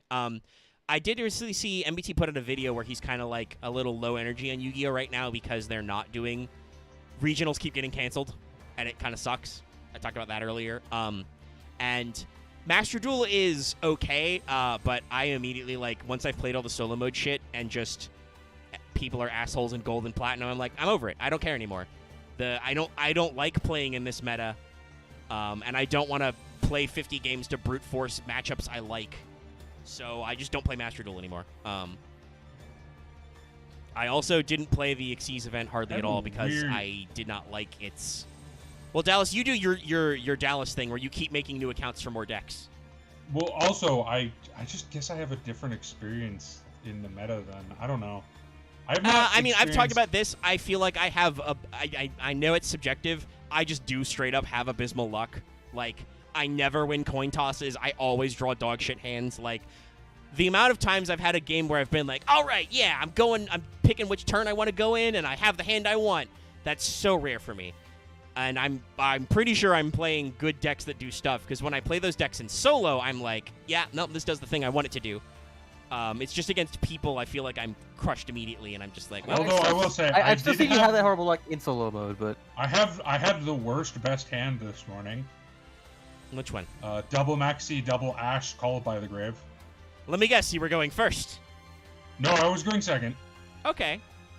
But my opponent didn't play into it. Oh. I still lost. So. Because it turns out, you can just, when someone maxes you, you can just stop. Like, honestly, I think my problem with Master Duel was I very quickly realized that I know there's, like, a lot of people are like, ooh, there's exciting decks. I immediately fell off that because I immediately realized that any deck I would want to build would get bullied in like gold, let alone to platinum, and I'm just like, oh, and I ground out to the max of the season, and I'm like, I don't need to grind anymore. It's just gems. What do I need gems for? To make more cards? But the cards I want to roll will not help me because I don't want to play those decks. So I'm hoping they like switch up the ban list a little, or they like get a little faster with the introducing new events or maybe even new packs. It's just it's a month and a half, and like it's a really good game, but then they have not supported it at all. I believe it's the same story for the Rush game that came out. Like in Japan, that game has gotten a lot of like post-game content and patches, and in America, nothing. Like they just haven't been localizing the updates. I mean, it is Konami. That's the problem. Like, yeah, Again, people often forget because we only face the Yu-Gi-Oh side of things a lot of times. Konami is a hellscape of a company. Oh yeah, and are full of worthless people. When we were talking about like Star Wars, like at the beginning of the stream, I wanted to bring this up. Konami is a terrible video game company. It's an all-right card game company. It's an okay. I disagree with that. I think it's a terrible company all around. Yeah, company culture is not restricted to departments. Fair enough. I just think it's. I think it's just not as terrible when it comes to Yu-Gi-Oh. Yeah, Konami is just. They didn't even polish up their advanced collection. Like, are they technically good at making a card game? Technically, yes. Do they also do a lot of decisions that are dumb, anti-consumer, and terrible? Yes. Yeah, that's another thing that MBT brought up is that, like, right now, Yu-Gi-Oh! Is a very expensive card game. It's not always. The price fluctuates. It's been expensive at different times. Right now is unfortunately an expensive time. There are a lot of staples, and Konami is rarity bumping engines for like no reason. Like I feel like there haven't been a lot of commonly accessible cards. The Brave engine is really bad. But I think just in general though, like here's the problem. Do you want to play B Troopers? Well, guess what? They have like 2 ultras. You want to play Flunder? Well, they have like 2 ultras. Konami is like gradating the rarity of all cards, and it makes it harder for people to buy them because, well, I mean, I don't want to say it's entirely Konami's fault. There is also an issue of the weird, like, investor market. Like, literally, I was actually, like, super excited to try and buy some Hidden Arsenal boxes. Yeah. Because that's really cool. Like, they're reprinting cards, arguably at low rarities that have, I mean, they're bad, but they haven't been reprinted in forever. Except that everywhere online is already selling them for, like, at least $2, if not, like, $5 over MSRP. Probably because they contain duelist terminal like technology rares. So like collectors and investors are like, ooh, shiny new rarity type. We're gonna buy up those packs. Why? I will say this unironically. Collectors and investors are the most degenerating, worst parts of card game communities. It's true in Magic. It's true in Yu-Gi-Oh. Yeah, it's just. And if you don't like that I said that, suck a dick. Oh, go cry into your $1,000 blue eyes. Yeah. Except you can't cry into it because it loses its money if you cry. Make sure you cry all over it. $1,000 piece of cardboard in your student debt receipts. Yeah, so it's like Ghost from the Past, right? Like I was super excited to buy some Hidden Arsenal, but I assume like it's the investing market because, like I said, Konami posted this at an MSRP, and then other people are jacking that price, and I'm just like, well, I don't give that much of a shit. I can order Dragoon de Guisarme for cheap online, I'm sure.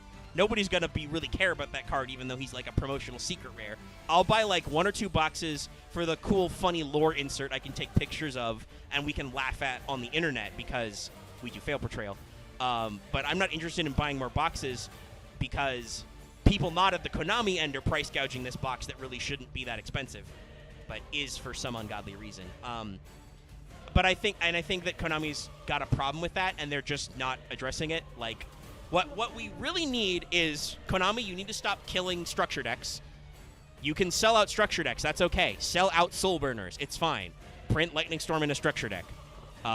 Nobody, all your back copies of King's Court and what set did Lightning Storm come out in? Was it? I don't even remember. Whatever that set was, those are all gone, okay? I know you reprint sets, but slowly. Like, it's donezo. Just put it in a structure deck. You'll sell the structure deck. I don't get what you're after there. That's and I think we need more We need more nuanced reprint sets. Like, Konami is doing interesting TCG exclusive sets that have more reprints in them, like Toon Chaos, like King's Court. The problem is that they are... Well, the problem is the market, right? I talked about how they're banking on nostalgia. They know that, right? They know that because, like, Yu-Gi-Oh! Got on Netflix and whatever, that, like, they have so many people... like, Master Duel's probably suckering in so many people who just saw, oh, Yu-Gi-Oh's on, like, top games of Twitch. Oh, it's a new game. Like... They're getting a lot of action monetarily from old school players, so they are releasing a lot of, like, nostalgia catch-up cards, and that's not the reprints we need. We don't need you to reprint and make a new boss monster for Joker Knights. We need you to, like, reprint Twin Twisters again, probably, you know? We need you to release cheap Forbidden Droplets. I'm sure it'll happen eventually because it does always do. It's just right now it is not a cheap time to play Yu-Gi-Oh! At least like competitively at high level. A lot of the staples are really expensive, and they don't need to. I used to make fun of Yu-Gi-Oh! A lot. This is genuinely the worst I've ever seen it. Like, it feels like that one meme of like the guy like laughing at things, and then suddenly they get really bad, and he's just like, oh, I thought this was a joke. Because like certain staple cards in decks are like hundreds of dollars. Like Access Code. $100. Forbidden Droplets, $90. Lightning Storm, still $80. And some of that is still due to like investor like markup. Like, if Access Code like is still super expensive, that's got to be like a price tag. Once. No. They printed it twice, the second time, and they printed it in gold. And in the first gold set, they did maximum gold.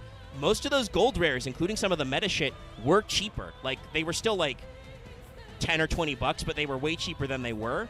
So if Access Code is still that expensive, some of that is just other market trends. Wait, when did that gold series come out with Access Code? Like 6 months ago. It might be different, but I remember all the box openings. Like, Eldorado, like it was released. Well, you can buy a set for $4 on eBay. When was it released? November 2021. Okay, so yeah, like 4 or 5-ish months ago. It was delayed as well.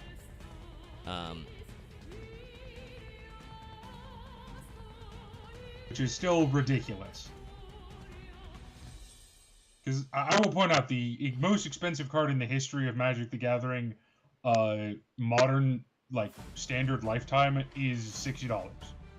That is the most expensive a card in standard has ever gotten. So the price on TCG Player for Access Code Talker in Gold Rare, it has done a historic plummet. It is now like 47.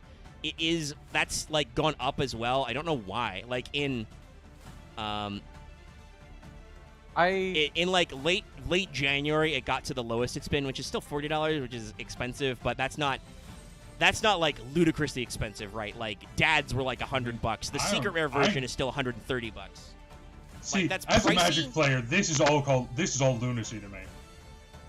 Oh yeah. Well, Dallas, that depends on the format. Dallas, it depends on the type of Yu-Gi-Oh you're not Yu-Gi-Oh Magic you're playing. I've seen Magic cards that are like over $100 worth, but they're more like prismatic or Were not they prismatic. foils? They were foil planeswalkers, so yeah. That's different. That once again, I said a standard card because yes, there are old Magic cards that are illegal that are thousands of dollars. Okay, I thought you meant standard as in like format, not quality. Yeah, format. Alternate formats, I don't care about. Like, if there's like, I'm not gonna look at Ash Blossom, like gold super prismatic ultra premium rare, and use that as the standard price. I will use the lowest price possible to get. But that's what I'm saying. Magic cards have never gotten above $40 for lowest price ever. I mean, I don't know. I feel like I just like standard metagame on a Magic the Gathering site. I'm looking at the price for decks that are supposed to be meta. Some of them are over $300. Some of them are like $100. Like, this is not per card, but that is the thing in Yu-Gi-Oh! Is usually the reason why you have to pay like $200 or $300 is you buy like 1 or 2 copies of some really aggressive cards. Yeah, look, okay, so currently the most expensive card that I can find in Modern Standard is $30. But Modern and Standard are different formats, Dallas. No, sorry, in Standard. It is, what is this? Something Dragon. Goldspan Dragon. Like, I do think Yu-Gi-Oh! is in a very high-priced point. I frequently hear other people be like, okay, but depending on what you're doing with Magic, a lot of those decks do actually run you several $100s. Oh no, they do, and that's the thing. They usually get up standard.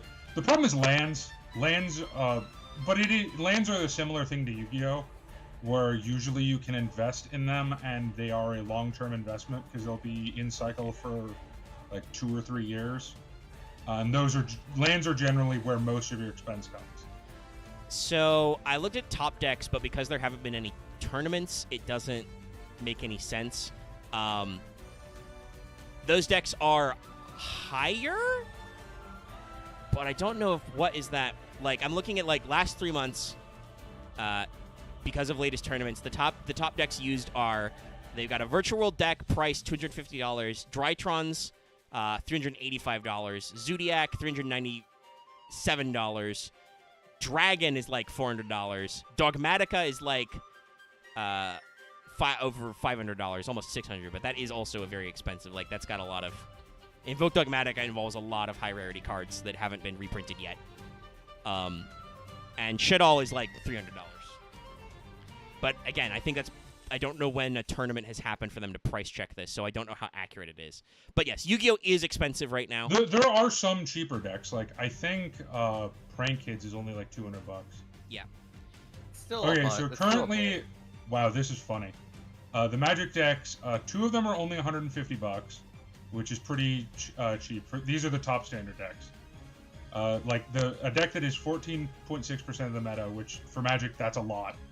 Because Magic doesn't do the Yu-Gi-Oh! Thing. There are no Tier 1 decks in Magic, ever. It's $180. Third place is $140, but then there's like one that's like $310, so it's definitely variable, but I think it's cheaper than Yu-Gi-Oh! Right now, and usually is. Because this is more expensive than I've seen for Magic in a while, so I don't know. Well, let's see. YGO Pro, do you do an estimation of the price of a deck? Oh yeah, no, it's this Goldspan Dragon card.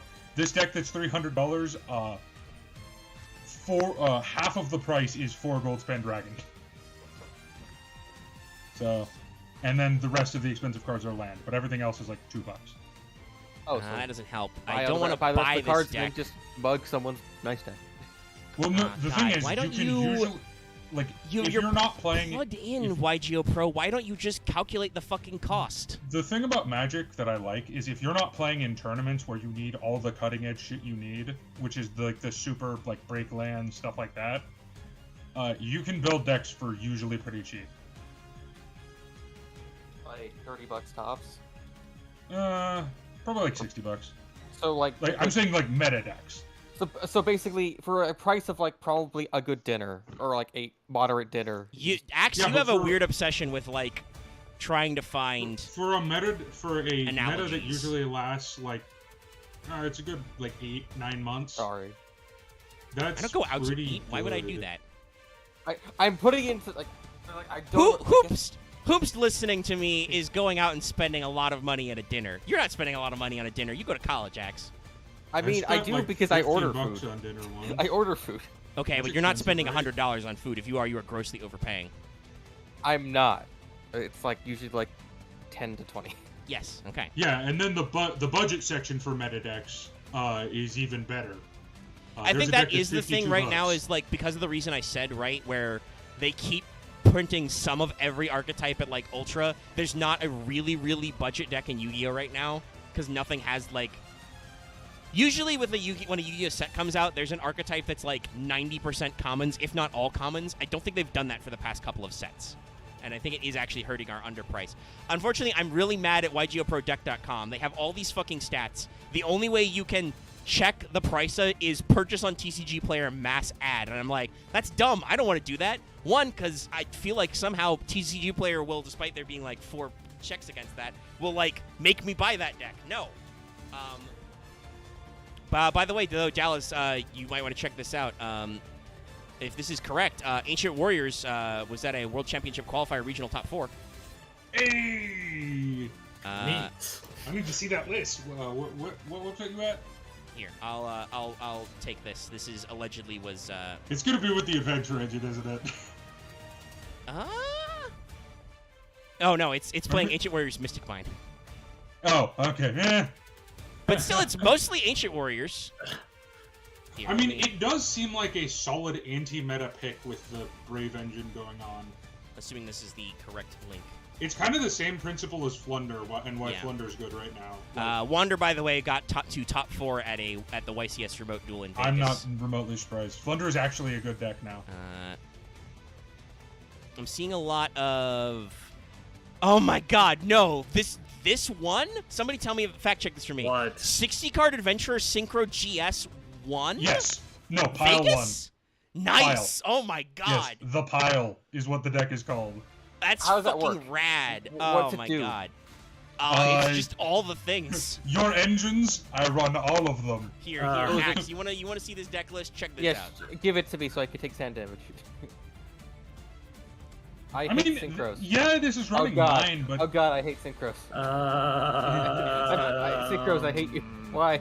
I thought I liked you, but I feel betrayed. This is running my fault. mine, but it's not bad. Oh, let's see. 3 Designator, 3 E.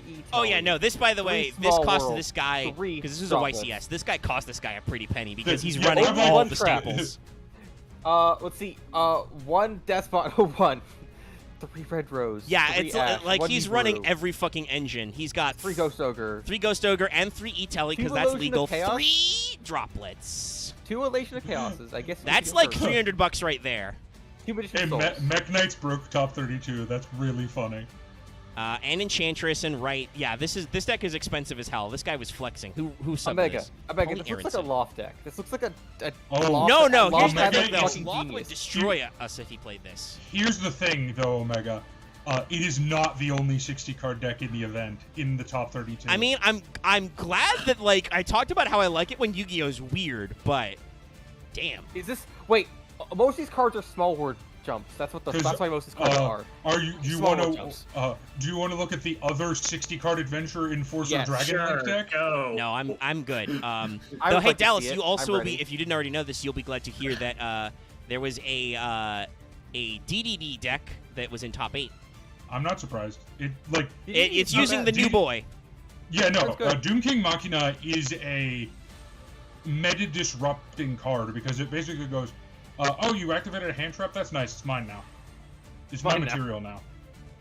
Yeah, it's sort of. And then your Nibiru is belong to me." Sort of wish they would release the quadruple D card.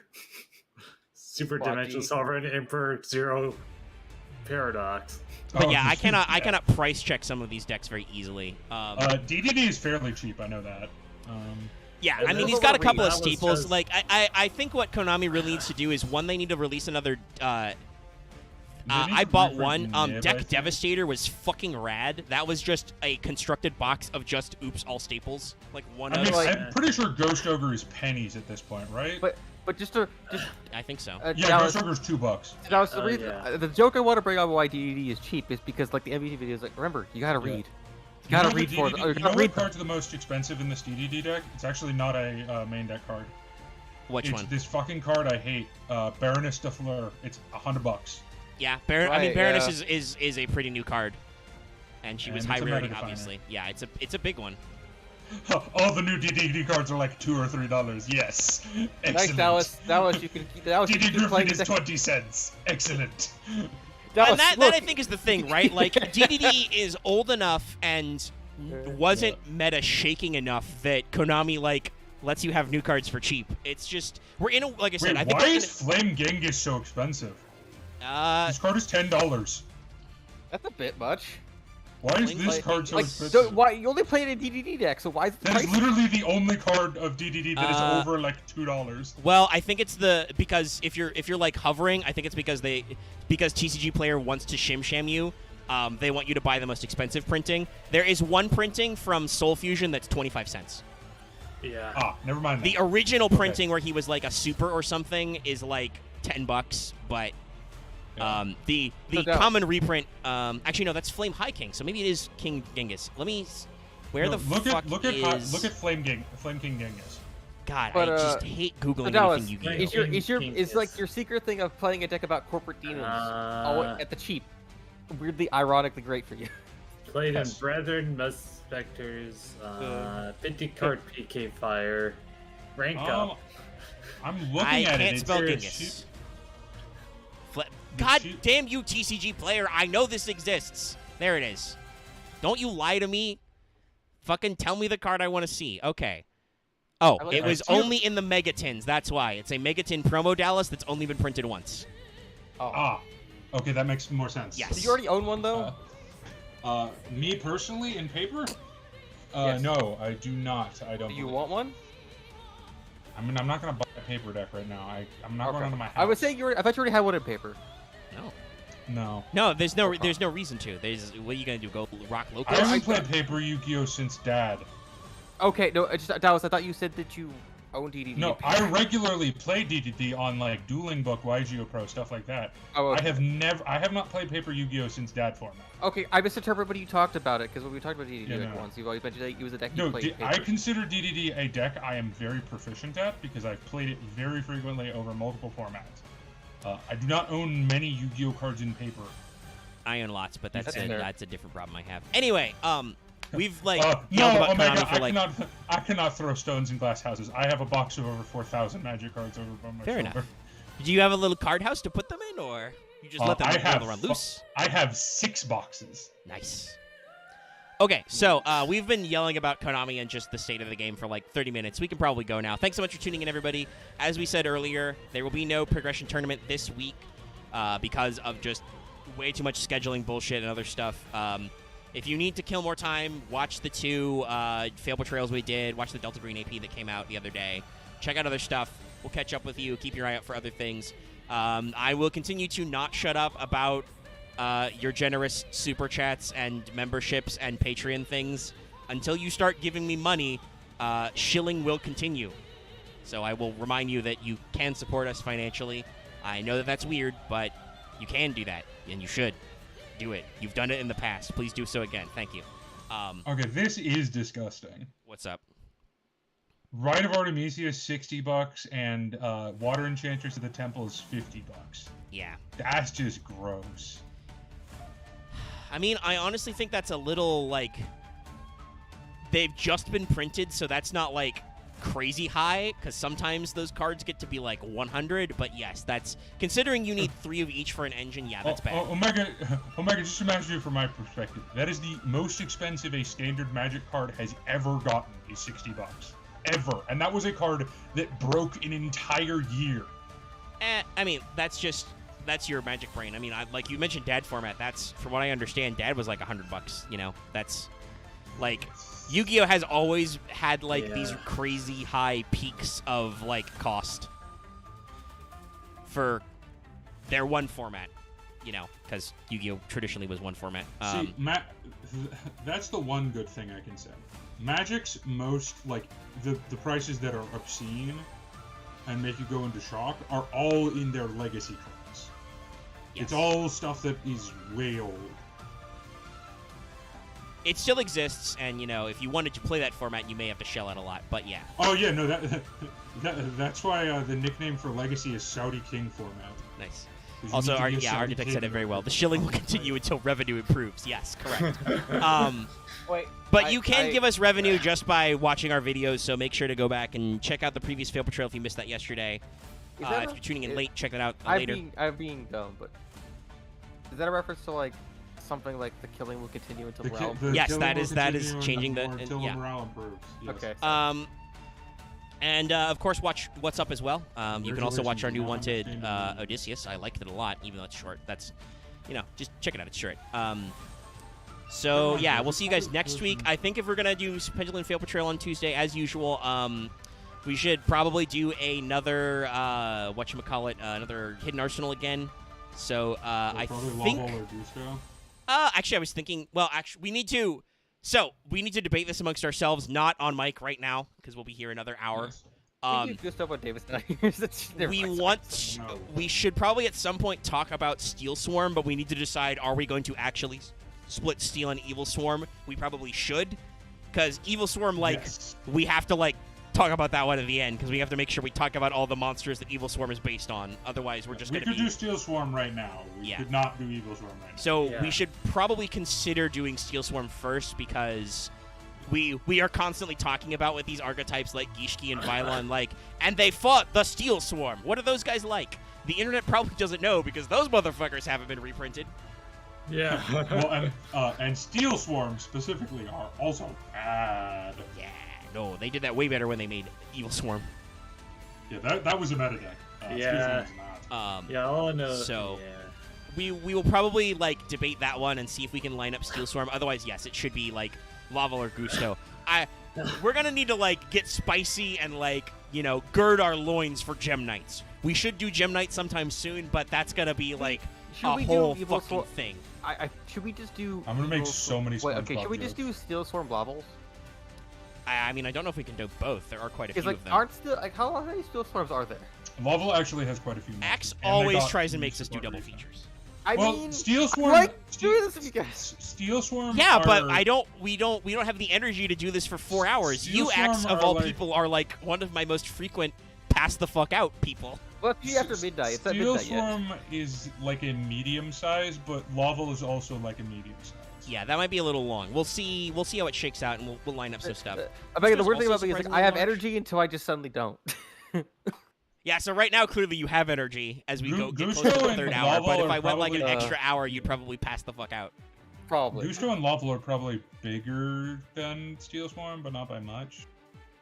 We can They've work on gotten it. support. We can do some math and figure it out, but that's just like what we're going to let you know that we'll do. Maybe so thanks for showing up, everybody. I also want to do both features so I can get to the ones I actually really want to see.